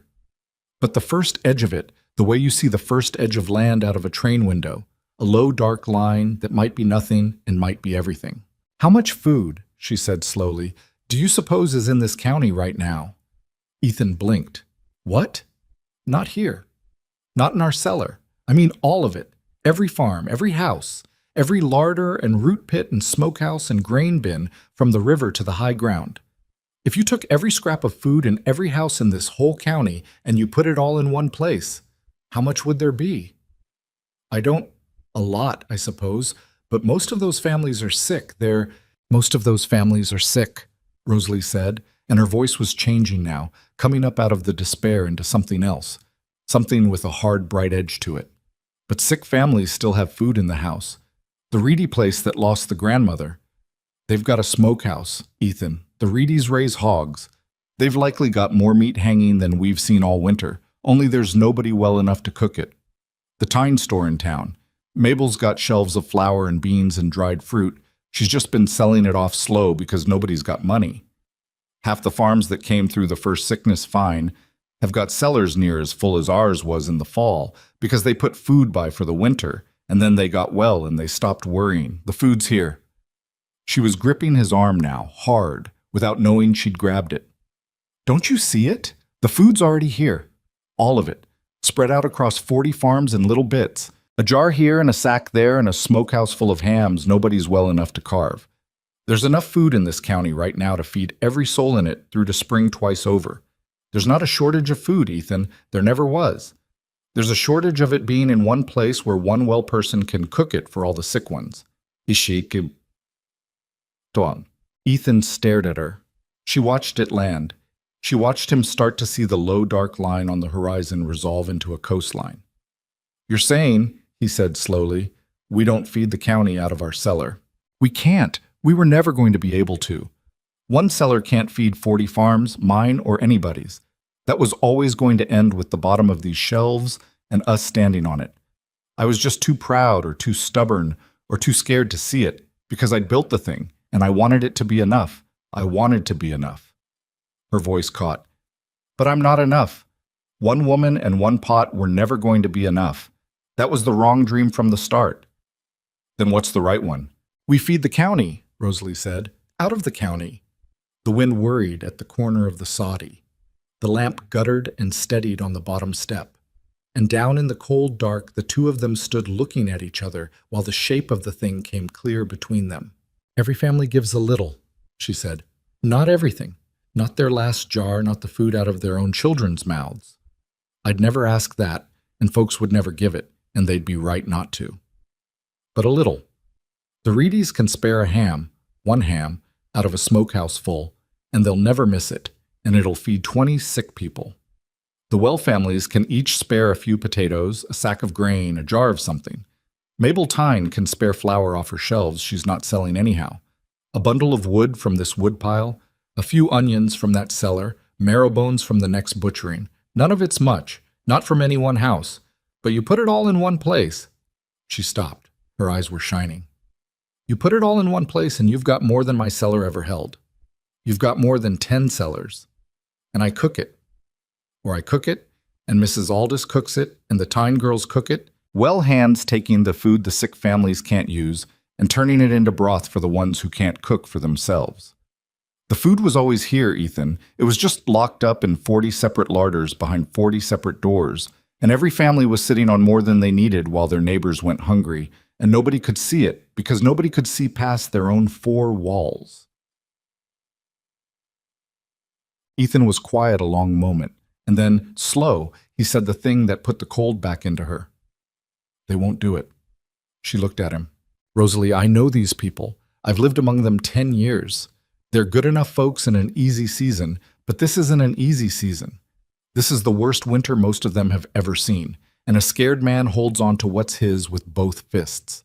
You go to a family that's already buried a grandmother and you ask them to hand over a ham off their own smokehouse, to give food away in the dead of a winter like this, when nobody knows if the spring wagons will get through or if they'll be starving themselves come March. They'll look at you like you've lost your mind. They'll smile and say what a fine idea, and they won't give you a thing, because every one of them is doing the same arithmetic we just did down here. And the arithmetic says, hold on. Folks don't share when they're scared. They hoard. I've seen it. I've done it. He shook his head. It's a beautiful idea. It's the right idea, I'll give you that. It might be the only idea. But you're asking frightened people to act like they're not frightened. And people don't, Rosalie. People hardly ever do. And there it was. The wall. She'd found the third road, the road that didn't end in a grave, and it ran straight into a thing harder than snow or sickness. It ran straight into the human heart in winter, into 40 families, each crouched over their own little hoard with the door barred, each one certain that giving was the same as dying. Rosalie picked up the lamp off the step. She held it up between them, and the light fell on her face, and Ethan saw something settle into it that he was coming to know. The look she'd had counting coins at the store while Tom Aldous laughed. The look of a woman who'd been told her whole life she was too much, and had decided, somewhere along the way, that she'd be exactly as much as the moment required and not 1 ounce less. Then I'll have to make them not afraid, she said. How? I don't know yet. She started up the stairs and stopped and looked back down at him. But I know it can't be me asking them to be brave from up on something. Nobody's ever been talked into courage by a person who's risking nothing. If I'm going to ask 40 families to give up the last thing they think is keeping them alive, then I've got to go first, and I've got to go all the way, and they've got to see me do it. She looked past him at the near-empty shelves, the gaps, the dregs of the kraut barrel, the 4 days of wood. I've got to take what's left down here, Chet. All of it. Every last crock and bone and stick of wood. And I've got to give it away in front of all of them. Empty this cellar to the dirt floor where they can see the dirt. Because a frightened person won't follow you across a river, you're not willing to cross yourself. That's the last of our food, Ethan said quietly. If you give that away and they don't follow, if you're wrong about them, if they take what you give and bar their doors anyway, then we've got nothing, nothing at all. We'd be the ones starving come March. I know it. You'd bet our lives on whether 40 scared families can be shamed into being decent. Not shamed? She came back down a step toward him. I'd never get anywhere shaming them. You taught me that yourself. The day Aldous came to apologize, and I didn't make him eat it. You can't shame a frightened person into courage. You can only show them it's safe to be brave, and the only way to show them is to be brave first where they can see it cost you something real. She held his eyes. So yes, I'd bet our lives on it, because the other bet, the safe one, the close-the-door one, I already told you I can't live behind that door. I'd rather gamble everything on these people being better than their fear than spend 40 years knowing I closed my shutters while the county died outside them. That's not me being good, Ethan. I keep telling you I'm not good. That's just me knowing which way I can stand to lose. Ethan looked at his wife in the lamplight in the bottom of the empty cellar, and the wind worried at the soddy above them, and somewhere up there in the cold a whole county lay scattered and sick and frightened behind 40 barred doors, each family alone with its little hoard and its big fear. None of them knowing yet that the only thing that could save them was the one thing fear told them they couldn't afford to do. He didn't tell her she was right. He didn't tell her she was wrong. He just looked at her a long moment, and then he reached out and took the lamp from her hand so she wouldn't have to carry it and steady herself on the stairs. Both. And he said, rough and low, then we'd best find out what these people are made of. Because if you're going to gamble our lives on them, I'm not letting you do it alone. Whatever you've got to do up there in front of them, I'll be standing next to you when you do it. Wrong or right? That's the deal now. That's been the deal since the pole girl said she was thirsty. And Rosalie Harper, who had come to this hard country as a thing men measured and found to be too much, climbed up out of the dark behind her husband toward the cold gray light of a county. She meant to save or die trying, with no idea yet whether the people up there in the snow would rise to meet her or leave her standing alone in front of them all with her empty cellar at her back and the worst of the winter still to come. But before she could stand in front of anyone, there was a thing she had to do first, and it nearly broke her to do it. Dr. Gideon Cross had fallen sick. The word came the morning after the cellar, brought by a rider from town, and it landed on Rosalie harder than any of the rest of it. The doctor, the one man in the county who could fight the fever from the medical side, who'd ridden himself near to death through the drifts all winter going farm to farm with his little stock of quinine. The doctor had gone down in the night and gone down hard, the way the second wave took people, fast and hot.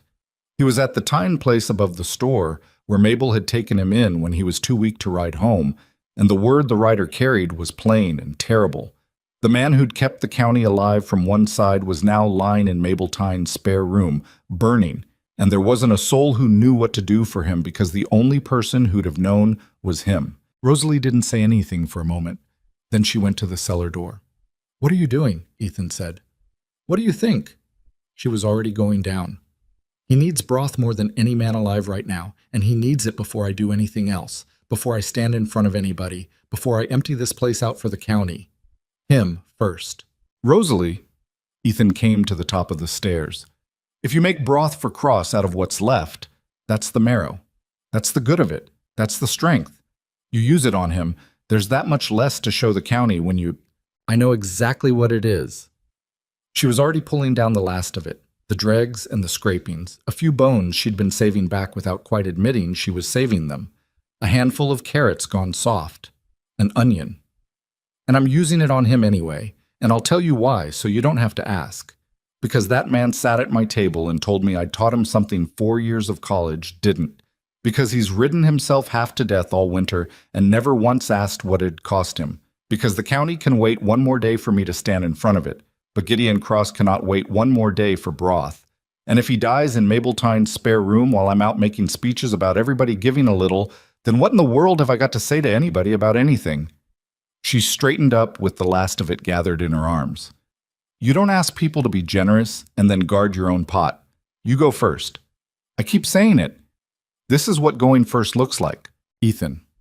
It looks like using the best of what you've got left on the man who needs it most, even when it's the worst possible time, even when it costs you, especially then." Ethan looked at her a moment, and then he came down and took half the load out of her arms so she wouldn't drop it on the stairs. "Then we'll take it to him together," he said, "and then we'll do the rest of it. Together, like I told you." She made that broth the way she'd made the very first one, back when the Poles took sick, and she'd done it the way the book said, and her hands knew. Only now there was so little to work with that every scrap had to count for double. She roasted the last bones till they gave up the deepest of themselves. She coaxed it low and slow all afternoon, skimming it clear, and she put into it the last pinch of this and the last bundle of that. The herbs gone nearly to dust at the bottom of their jars, until what she had at the end was maybe 2 quarts of broth, so rich and clear it was almost amber, the very heart of everything she'd carried 2,000 miles and everything she'd built since. The last of it. She poured it into a crock and wrapped it in the good flannel and held it against her a moment like a thing alive. They drove into town on the packed-down road, the two of them, and the closer they got, the worse it looked. Ash Hollow in the dead of that winter was a town holding its breath. Smoke from too few chimneys, doors shut tight, a dog nobody was feeding nosing at a frozen rut. They passed the church with its crooked steeple, and Rosalie thought about the afternoon she'd been married in it, 4 months and a whole lifetime ago, and how she'd stood in that cold aisle and told herself make something of it, and how little she'd understood then what she'd be asked to make. Mabel Teen met them at the door above the store with her face gray and her hands twisting in her apron. "He's bad, Rosalie. He's been calling out things that don't make sense. I've kept him cool as I know how, but I don't know what else. I'm no nurse. I just couldn't leave him at his own place with nobody. You did right. Rosalie was already unwrapping the crock. You did exactly right taking him in. Now show me. Gideon Cross was a bad sight. The young man, worn old, had gone past old now into something gaunt and gray, his face slick with fever, his eyes moving under the lids, his lips cracked and moving on words that weren't words. He didn't know her. He didn't know anybody. He was somewhere down inside the fever, fighting it, the way she'd watched a dozen people fight it that winter, and she knew from the look of him that he was at the place where it went one way or the other, the place where the medicine had done what medicine could, and now it came down to whether there was enough left in the body to carry it through. She sat down by him the way Caleb had sat by the pole girl. She warmed the broth and got it on a spoon, and she lifted his head with her other hand, gentle, and she put the spoon to his cracked lips, and she started. "Come on now, doctor," she said low, the way Caleb had talked to the dying girl about his dog, just keeping her voice going so he'd have a thread to follow back. "You don't get to do this. You hear me? You don't get to ride all over this county all winter saving everybody else and then lay down and quit on us now. I won't have it. I've got too much use for you yet. Swallow now. There you go. There's the strength in it. You taught me that yourself. You said it at my own table. The fever's the battle and the hunger after's the war. Well, here's your rations, doctor. Here's me feeding you for the war. Swallow." It took an hour. More. Ethan stood by the door and Mabel hovered, and downstairs the cold pressed against the shut-up store. And Rosalie sat and spooned broth between the cracked lips of an unconscious man, spoonful by spoonful, patient as the grave. The way her grandmother had nursed half a village through the cholera summer, the way she'd taught a whole county to do. And somewhere in the second hour, Gideon Cross swallowed on his own. And a while after that, his eyes opened part way and moved and found her face, and something behind them came back from wherever it had been. "Mrs. Harper," he said in a cracked threat of a voice. "Doctor. I appear to be—" He had to stop and gather himself. "I appear to be on the receiving end of my own prescription." Rosalie laughed and was horrified to find it came out half a sob. "You appear to be, yes. Now hush and swallow. You can be clever when you've got the strength to spare for it." He swallowed. His eyes stayed open. The threat of him held. And Mabel Tyne put both hands over her mouth and turned away. And Ethan let out a breath by the door like he'd been holding it an hour. And Rosalie sat there and fed the doctor the last of her cellar one spoon at a time, and knew, with a certainty that steadied her for what was coming, that she'd been right to come here first. Whatever else the day held, she'd done this. She'd spent the best of what she had on the man who needed it most. If she was going to ask the county to do the same, she'd have her answer ready when they asked her what right she had to ask it. "I did it first. Ask the doctor.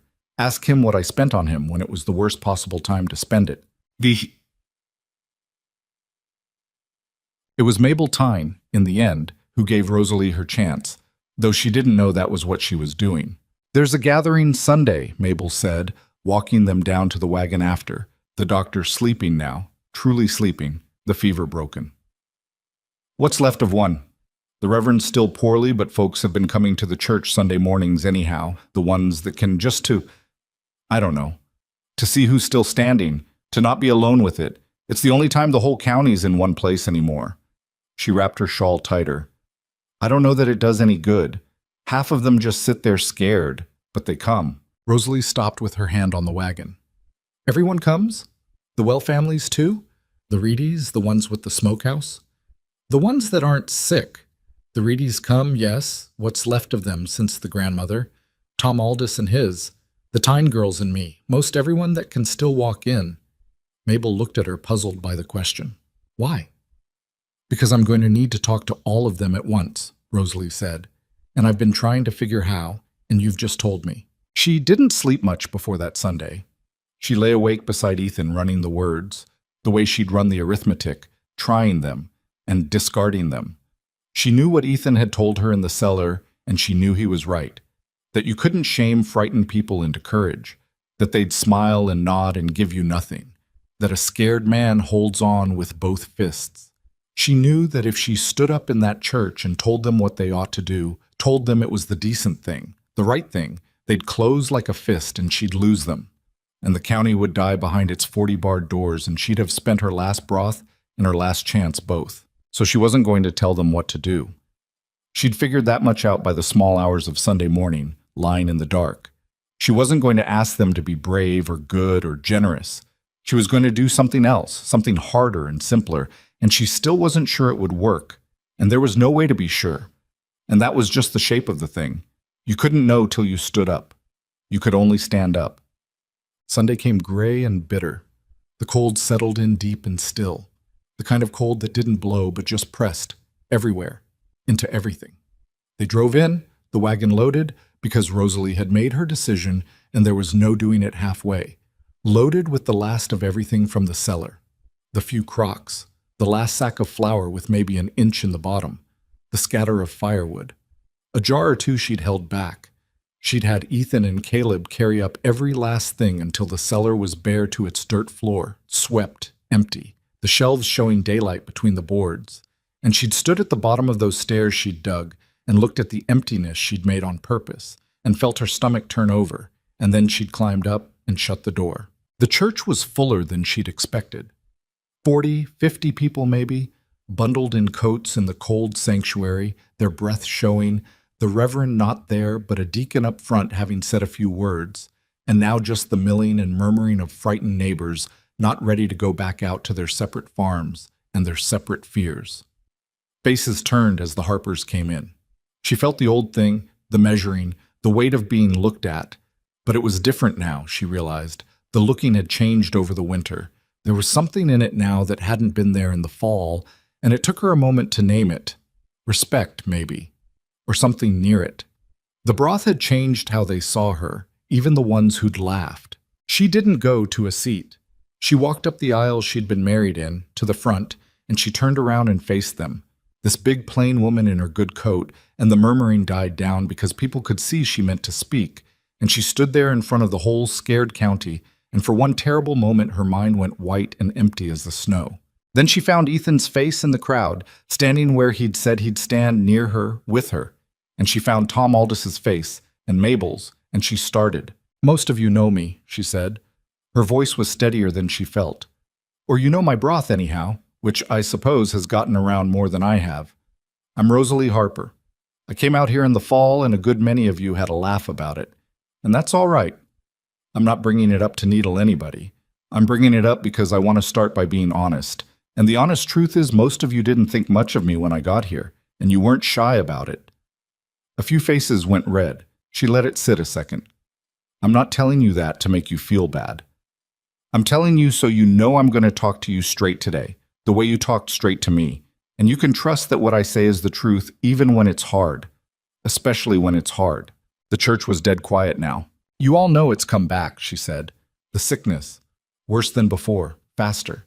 It took 8 Aridi in a night. It's on a dozen farms and it'll be on more by the time we leave here. And I know what every family in this room has been doing about it because it's what I'd do. It's what any sensible scared person does. You've been pulling in, barring the door, counting what's in your larder and counting the weeks till spring and the wagons, and the count's been coming up short, hasn't it? For most of you. The count comes up short, and so you hold on tighter to what you've got, because what else is there to do? A body's got to look after its own." She saw heads nod, slow, reluctant, the relief of a fear named out loud. "I did the same," she said. "This week, I stood in my own cellar with my own husband, and we did that exact arithmetic. And you want to know what it came to? It came to this. There's not enough in my cellar to feed the county and see us through both. Not near enough.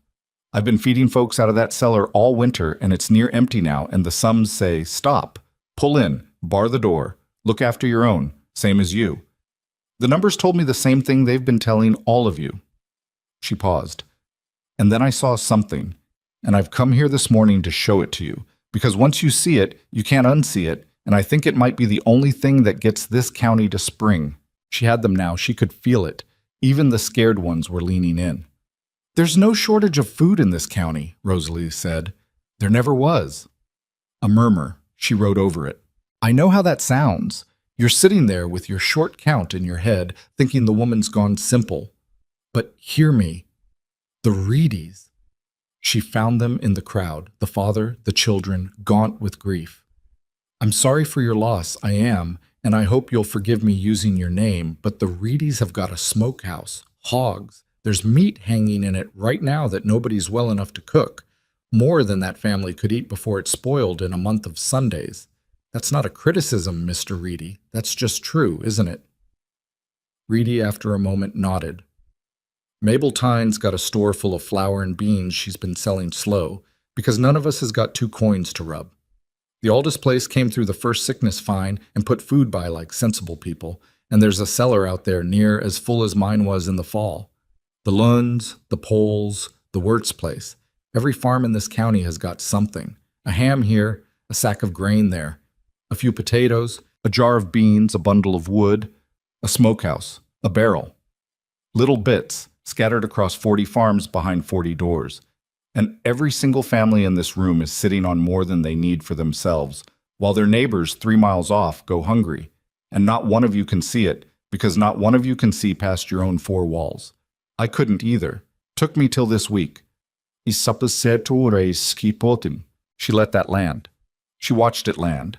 Watched the faces change as the arithmetic ran behind their eyes, the new sum, the one she'd run in the cellar. Put it all in one place, she said quietly, and there's enough food in Ash Hollow to feed every soul in it through to spring twice over. The food's here. It's always been here. We're not short of food. We're short of it being together. That's the whole of it. That's the only thing that's been killing us. Not the want, but the walls. Nobody spoke. The cold breath hung in the air over the pews. And then a man near the back, she didn't know him, a hard-faced man with his arms crossed, said the thing she'd known somebody would say, the thing Ethan had warned her of in the cellar. Easy for you to say, give it away, he said. When it's our hams you're spending. You stand up there real generous with everybody else's smokehouse. What are you giving, Mrs. Harper? Sounds to me like a fine plan for the woman whose cellar's already empty. It went very still. She felt the room tip toward him, the fear in it reaching for the excuse he'd offered, the reason to bar the door after all. This was the moment. She'd known it would come, and here it was. My cellar is empty, Rosalie said. You're right about that. You want to know why? She turned to the door. Ethan, Caleb, bring it in. And they brought it in. The last of it. The bare scrapings of the Harper cellar, the few crocks and the inch of flour and the scatter of wood carried up the aisle and set down in front of the whole county, a pitiful little pile. Almost nothing. And the church stared at it. That's everything I have left in the world, Rosalie said. That pile right there. After feeding you all winter, that's what's at the bottom of my cellar, and I brought every last scrap of it here this morning to give to the sick families. Today, before I asked a single one of you for so much as a potato. Because you don't get to ask people to be generous from behind your own full door. So I emptied mine first. It's bare to the dirt out there now. You can ride out and look. Her voice was shaking now, and she let it shake. 2 days ago the doctor took sick. Gideon Cross, that's ridden himself half to death all winter for every one of us. And I took the best of what little I had left. The marrow, the heart of it, the strength, and I made it into broth, and I carried it to him in town, at the worst possible time, when I needed it most myself, and I spooned it into him an hour at a time till the fever broke. Ask Mabel. Ask him. He's awake now. He'll tell you. I spent my last and my best on a man who couldn't pay me back, because that's what going first looks like. So, no, mister, it's not easy for me to say give it away. There's nothing easy about it. I've given everything I've got, and I'm standing here in front of you with an empty cellar and a husband and a hard winter still to come, and I'm asking you, She looked out over all of them now, every frightened face. I'm not asking you to do what I did. I'd never ask that. I gave everything. I'd never ask you to give everything. I'm only asking you to give a little. 1 ham out of a smokehouse full. A few potatoes out of a bin. A jar you'll never miss. A bundle of wood. A sack of grain. Not your last. Not your children's mouths. Just a little, from each of you, into one place where well hands can cook it for the ones too sick to cook for themselves. That's all. I went all the way to the bottom, so I'd have the right to ask you to come part way. Will you?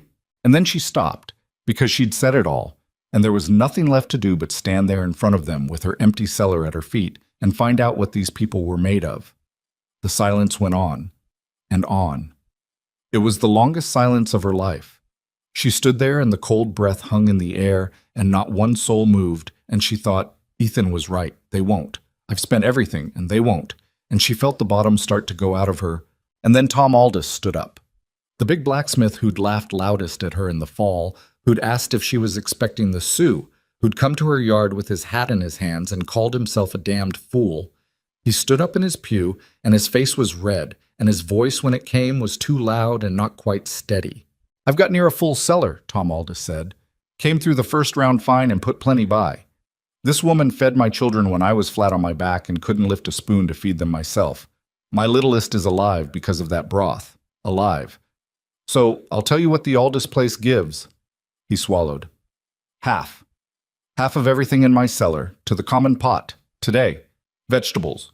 What meat I've got, the lot. And I'll bring my wagon to haul whatever the rest of you can spare." He looked around at all of them, daring them. "Who's with me?" For one more second, nothing. And then a woman near the front, one of the Poles, stood and said in a thin voice that they could give potatoes, a sack, more. They had more than they'd let themselves admit. And then Reedy stood, the grieving father, and said the smokehouse was open. Take the hams. Ada would have wanted them cooking for sick children and not hanging there for nobody. And then Mabel Tyne said the store's flour was the county's flour, as of this morning. Every sack. Sort the money out come spring or never. And then it was a man Rosalie didn't know offering wood, and a family promising onions, and somebody's grain, and somebody's wagon, and somebody's 2 strong sons to haul and chop and carry.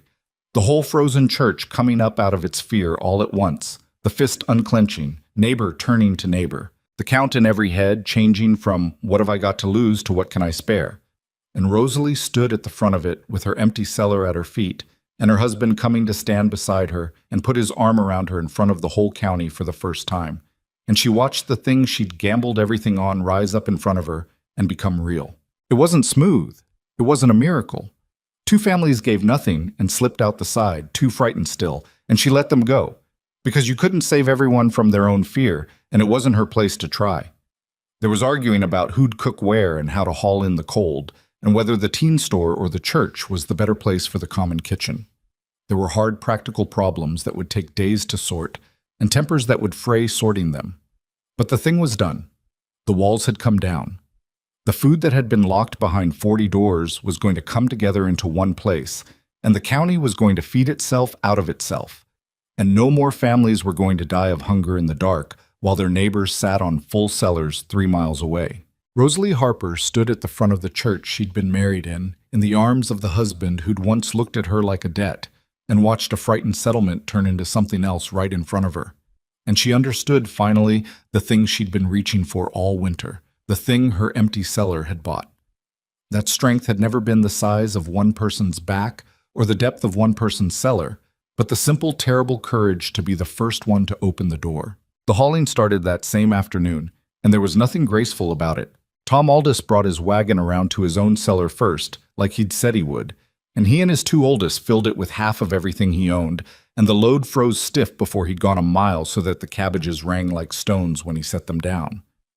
Reedy's hams came in still cold from the smokehouse, and somebody dropped one in the snow, and there was a brief ugly argument about whether it could still be used until Mabel Tyne settled it by picking the thing up, brushing the snow off, and announcing that anybody too proud to eat a ham that touched clean snow could go without. The church basement was too cold to cook in, and the stove too small, so they argued about that too, and in the end it was Mabel again who said the obvious thing, that the Harper kitchen had been the county kitchen all winter, and there was no sense pretending otherwise now, that they ought to run the big common pot out of Rosalie's house, where the stove was already broke in for it, and the woman who knew the work was already standing at it. So it came back to the Harper place, all of it, which was its own kind of strange for Rosalie to watch. The wagons coming up the rise to the house she'd arrived at 4 months back as a thing nobody believed in, loaded now with the food of 40 families. Men she'd never been introduced to carrying sacks of grain through her door and stacking firewood against her wall higher than it had ever stood. The empty cellar she'd bared to the dirt on purpose 2 days before filled back up in a single afternoon, and filled past full, fuller than it had ever been, because it wasn't her cellar feeding the county anymore. It was the county's cellar, and it happened to sit under her house, and that was a different thing entirely. "It doesn't even look like mine anymore," she said to Ethan that night, standing at the top of the cellar stairs with the lamp, looking down at shelves crowded with food that had come from everywhere. 2 days ago I stood here and it was bare to the floor and I thought I'd gambled us into the grave. Now look." "It was never going to stay empty," Ethan said. "That was the whole bet, wasn't it? That if you emptied it where they could see, they'd fill it. And they did. They did." She shook her head slow. "I didn't believe they would. Not all the way down in me. I stood up in that church this morning sure I was about to find out I'd killed us both being noble. I want you to know that. I wasn't brave up there. I was just out of other roads." Ethan took the lamp from her so she wouldn't strain carrying it on the stairs. A small thing he did without thinking now. "That's what brave is," he said. "I figured that out this winter watching you. It isn't not being scared, it's being scared clean through and standing up anyway because the other thing's worse. The men who tell you they weren't afraid are lying or fools. You were afraid and you did it. That's the only kind of brave there is." She looked at her husband in the lamplight, this blunt gray man who 4 months ago couldn't string 2 soft words together and had somehow, over a winter of sickness and storm, become a person who said things like that. And she thought about how little she'd expected of him and how wrong she'd been, the same wrongness he'd had about her, run the other direction. They'd both arrived at this marriage certain it was a poor bargain. They'd both been wrong about the same thing from opposite sides. The common kitchen ran for 6 weeks, and they were the hardest 6 weeks of Rosalie's life and the best. It worked the way she'd told them it would, only better because she'd planned for the food and hadn't fully reckoned on the people. Mrs. Aldous turned out to have a hand for bread near as good as Rosalie's own, and took over the baking entirely, freeing Rosalie for the broth and the planning. The teen girls did the hauling and the dishes and kept the fires fed. Caleb organized the deliveries like a little general, mapping out in his head which farms got, which crocks, on which days. His routes worked out, so no team was ever driven too hard in the cold. Even men who'd never thought about food past eating it found work to do. Chopping, carrying, mending the sledge runners, breaking trail to the far farms after every fresh snow. The kitchen became a place people came to not just for the food, but to be near other people, to not be alone with the fear. And Rosalie understood that this too was part of what fed a body through a hard winter, the simple animal comfort of not facing it by yourself. And the dying stopped. That was the plain miracle of it, except it wasn't a miracle. It was just enough food finally reaching enough people. The second wave of the fever was worse than the first. It burned hotter. It took faster. It took Ada Reedy and a night and an old man named Sorensen out past the river and a newborn at the Lund place that had come too early into too hard a winter. Those losses were real, and Rosalie carried them and would carry them. She never let herself pretend the cooperative had saved everyone, because it hadn't, and pretending otherwise would have been a lie told over real graves. But after the common kitchen got running, after the food started reaching the sick families in the days after the fever broke, when the bodies were wrung out and empty, and that was when people had been dying. After that, the dying stopped. The fever still came, people still took to their beds burning, but they came back now. The broth and the bread and the simple fact of somebody bringing it carried them through the hollow weeks after. And they came back one after another, family after family. Until by the 3rd week, the talk in the kitchen wasn't about who'd died, but about who was up and walking again, who'd taken broth yesterday and asked for bread today, which was how you knew a body had turned the corner. Gideon Cross came out to the Harper place as soon as he could sit a horse, which was sooner than he should have, still gray and thin and holding the saddle horn like it might get away from him. He came into the steaming kitchen and stood in the doorway watching the whole operation of it. The bread coming out of the oven, the broth going into crocks, Caleb calling out the day's routes, women he'd been treating in their sickbeds 2 weeks back now standing at the stove cooking for the ones still down. And he didn't say anything for a long moment.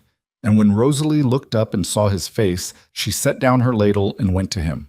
"You shouldn't be on a horse," she said. "No," he agreed. "I shouldn't, but I had to see it." He looked past her at the kitchen, the whole turning machine of it. "I've been lying in Mabeltine's spare room for 2 weeks getting fed back to life on your broth, Mrs. Harper.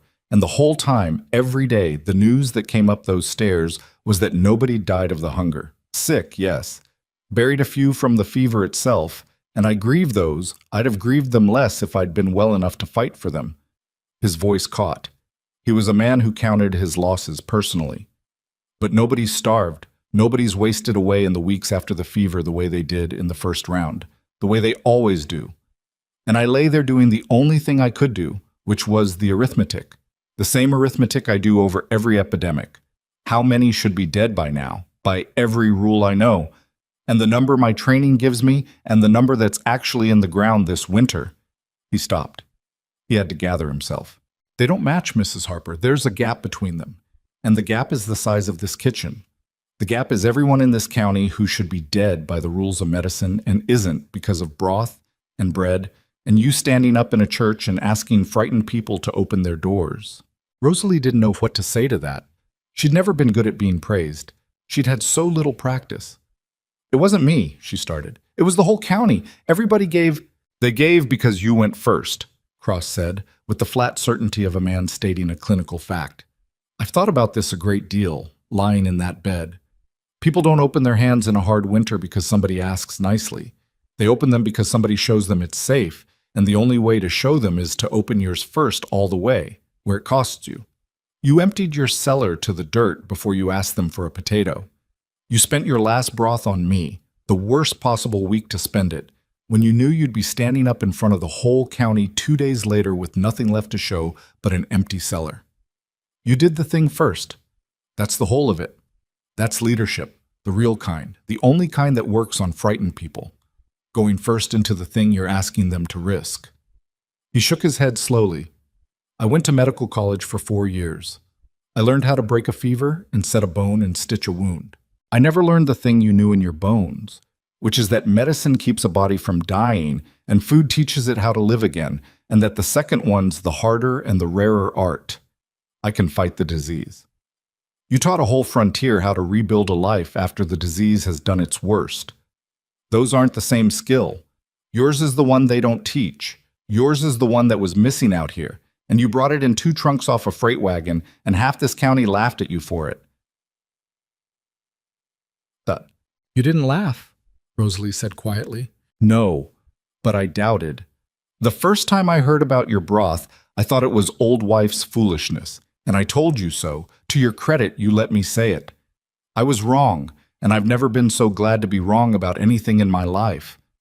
He looked at her, this gray, exhausted young doctor who'd ridden out too soon just to say it to her face. I'm going to say this where the whole county can hear it, and often, for as long as I practice out here. Doctors fight disease. But you, Mrs. Harper, you taught this frontier how to fight what comes after. And what comes after is where most people actually die. You'll have saved more lives with that than I will with everything in my bag. And I mean to make sure nobody out here ever forgets it. The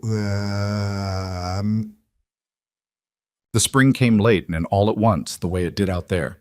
The creek broke up with a sound like distant gunfire one night in the second week of April, and the snow went off the south-facing slopes first in dark wet patches that spread and joined, and the road to town turned to a bottomless gumbo that swallowed wagon wheels to the hub, and was, after the long white death of winter, the most welcome mud anyone had ever cursed.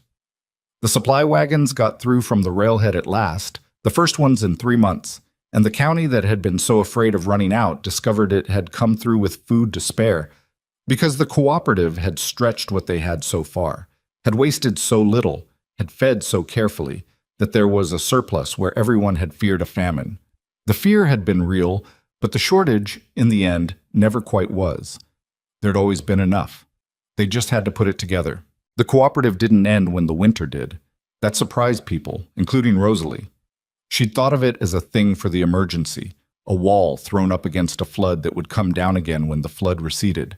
But the habit of it had got into the county by then, the habit of the full cellar feeding the empty one. And when spring came, nobody quite wanted to go back behind their 40 separate doors. There was a meeting about it in the church, a real meeting this time, planned, with the reverend recovered and present, and a proper discussion. And out of that meeting came the thing that outlasted everyone in this story. They built a storehouse, a real one, a county one, a low-long building of stone and heavy timber dug back into the same kind of sheltered slope Rosalie had chosen for her own cellar in the fall, with thick walls and a roof that sealed and a door that locked, big enough to hold against any winter that ever came. Every family put food by in it after every harvest from then on, a portion of the surplus against the next hard year. Because there would be a next hard year. There always was. That was the one certainty of the country. And the building of it was a thing to see, the whole county turning out, men who'd nearly come to blows over a dropped ham in February now hauling stone together in the long spring light. And at the center of all of it, directing where the shelves should go and how deep the floor should be dug and which way the door should face against the wind, was Rosalie Harper, who'd built the first such cellar alone against her husband's objections, and had it laughed at by half the men now swinging the hammers. Ethan built the Harper part of it himself with his own hands, and he built it before he built anything else that spring, before he mended the fences the winter had thrown down, before he saw to the cattle, before any of the 100 jobs a frontier spring demanded. He expanded their own root cellar first, dug it out wider and deeper, and stoned the walls properly the way they'd never had time to in the fall, and he made it twice the size it had been. And when it was done, he stood Rosalie at the top of the stairs and showed her, and he divided it down the middle with a stone wall and a second door. "This half's ours," he said, "same as before. But this half—" He opened the second door onto a whole second chamber, shelved and ready and empty, waiting for the harvest. "This half stays open. For the county, for the next time. There's always a next time out here, you taught me that. So there's always going to be a place ready for it. Right here, under our own house, half of everything we've got, set aside before we ever know who's going to need it." He didn't look at her while he said it. He was a man who still found it easier to say the big things to a cellar wall than to a face. "I called this a fool's hole in the fall. I let Tom Aldous mock you over it, and I didn't say a word because some low part of me agreed with him. So I'm building it back twice as big with my own hands, and dedicating half of it to the thing you tried to teach me before I was ready to learn it, and that's the only apology I've got that's worth anything. Words are cheap. A man can say sorry all day, but you dig a man a cellar with your own back and dedicate it to his memory of being wrong." He stopped, embarrassed. "Well, that's a sorry you can store food in." Rosalie stood at the top of the stairs and looked down into the doubled cellar, the family's half and the county's half, and she found she couldn't speak for a moment. She'd spent her whole life being too much for people, too big, too much trouble, too much to feed and clothe and find a place for, a stone around everybody's neck, her brother's wife had said, and she'd believed it. She'd carried it folded up small for 30 years. And here was a man who dug a second cellar with his own raw hands so that her too much could have somewhere to live, so that the thing about her that the world had always called excess could be understood finally for what it had always been. Not too much, but enough. And more than enough. Enough for a whole county. Enough to go around. "It's beautiful," she said, when she could. "It's the most beautiful thing anybody's ever made me, Ethan. A hole in the ground. Who'd have thought?" "You would have," he said. "You're the only person I ever met who looked at a hole in the ground and saw a county getting through the winter." He closed the second door gentle. "Took me 4 months and a near thing with the doctor, and watching you empty everything we owned onto a church floor to see what you saw the first day. I'm a slow learner, Rosalie, but I get there." "You get there," she agreed, "and you stand next to me while you're getting there, which is most of what matters. I never needed a man who was right about everything. I needed a man who'd stand next to me while we both figured out what right even was." There was a child the next year, a girl born in the autumn, healthy, loud, with her father's gray eyes and her mother's stubborn chin. Tom Aldis's wife had a boy the same season and named him for no reason anybody made her give, only that she wanted to, and the boy grew up being told all his life why his mother had picked the name, the story of the winter and the broth, and the woman who'd emptied her cellar in front of the whole church until he was sick to death of hearing it the way children always are sick of the stories that made them. That was all right. The stories that matter get worn smooth by retelling, and the children who are sick of hearing them carry them furthest, out past the people who lived them, into the years where the living can't go. And the county remembered. That was the thing about it, the thing Rosalie hadn't expected, standing in that cold church the first afternoon she arrived, married to a stranger, telling herself to make something of it. She'd thought, if she thought about it at all, that she'd live and die out there unremembered, a big plain woman on a hard farm. Useful maybe, but not the kind of person stories got told about. She'd had 30 years of evidence that the world didn't tell stories about women like her. And she'd been wrong, the same way Ethan had been wrong, the same way the men at the store who'd laughed had been wrong. Wrong about what was worth remembering, wrong about where strength lived, wrong about how to measure a person. Because here's the thing, and Rosalie came to understand it slowly over the years that followed, turning it over the way she turned the arithmetic, the way she turned the pages of her grandmother's book. The frontier had a story it told about strength, and the story was about backs and arms, and how much a man could lift, and how long he could work, and how much hardship he could stand without breaking. It was a true story as far as it went. The country was hard, and it took hard work to live there, and the people who couldn't do the work didn't last. But it was only half the story, the same way Ethan had been only half right on the wagon the first day, because the other half of strength, the half nobody out there had a word for, the half they laughed at when it stepped off a freight wagon, weighing more than they thought a woman ought to weigh, with a trunk full of seeds and recipes instead of a second pair of boots. The other half of strength was knowing how to keep a body alive after the work had broken it. It was the cellar, and not just the field. It was the broth spooned out an hour at a time, and not just the fence mended in the cold. It was the courage to open your door first, to go all the way to the bottom of your own resources in front of frightened people so they'd find the nerve to come part way. It was the wisdom to see that the food was already there, that the shortage was never of bread but of trust, that the only wall that had ever really been killing them was the one each family built around its own fear. The frontier measured strength by what a person could carry alone. Rosalie taught it, without ever quite meaning to, that the deepest strength was knowing when to stop carrying alone, knowing that the cellar full enough to feed a county was worth nothing behind a barred door and worth everything the moment you opened it. The strong man holds on. The strong woman, the kind of strength the country had no name for until it watched one empty her cellar onto a church floor, knows when holding on is just a slow way of dying, and lets go first and trusts the rest to follow.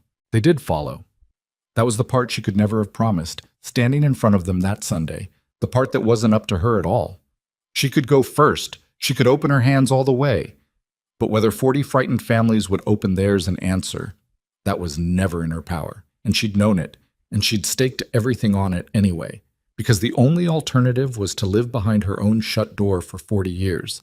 And she'd decided, somewhere in the bottom of that empty cellar, that she'd rather lose everything betting on people than win by giving up on them. And the people had been better than their fear. Not all of them. 2 families had slipped out the side door of that church and never quite lived it down. And Rosalie never held it against them because she knew exactly how heavy fear was and how few people are strong enough to set it down. But most of them. Enough of them. The county had risen up out of its terror and turned into something better than it had been, and stayed that way.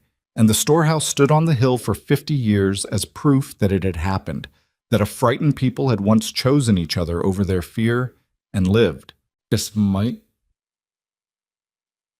Rosalie Harper grew old in Ash Hollow. She buried Ethan first, which she'd always expected. The men out there used themselves up faster. He went in his sleep one winter night a long time on, an old man with gray eyes who'd spent 40 years apologizing for the 4 months it took him to see his wife clearly, by which he meant he'd spent 40 years loving her with everything he had, which is the only apology that ever counts. She kept the cooperative going long after she was too old to stand at the stove, training up the next set of hands, and the next, the way her grandmother had trained her. She gave away the seeds from her trunk to every new bride who came west scared and unsure. The cloth packets labeled in her careful hand, along with a word or two that the brides mostly didn't understand until years later when a hard winter came and they found out what she'd been telling them. And the book, her mother's book, and her grandmother's, swollen with loose pages, 100 years of recipes and remedies and notes in the margins about what grew and what kept and what would carry a family through. She gave that, at the very end, to the loud, stubborn, gray-eyed girl who'd been born the autumn after the great winter, who'd grown into a woman with a hand for the work and a heart for the people, and who would carry it on past where Rosalie could go. It's not the recipes that matter, Rosalie told her, near the end, her hands gone too unsteady to cook anymore, but her eyes still sharp. Folks think it's the recipes. It's not. Any fool can follow a recipe. What matters is the thing the recipes are for, which is this, that nobody in your reach goes hungry while you've got something to give, and that when the hard times come and everybody's scared and pulling in behind their own door, you be the one that opens yours first. You go first. You hear me? It costs you going first. It's supposed to cost you. That's what makes it work. You spend your last and your best on the people who can't pay you back, and you do it where the frightened ones can see it cost you, and then you ask them to come part way. And most times, not always, but most times, they will.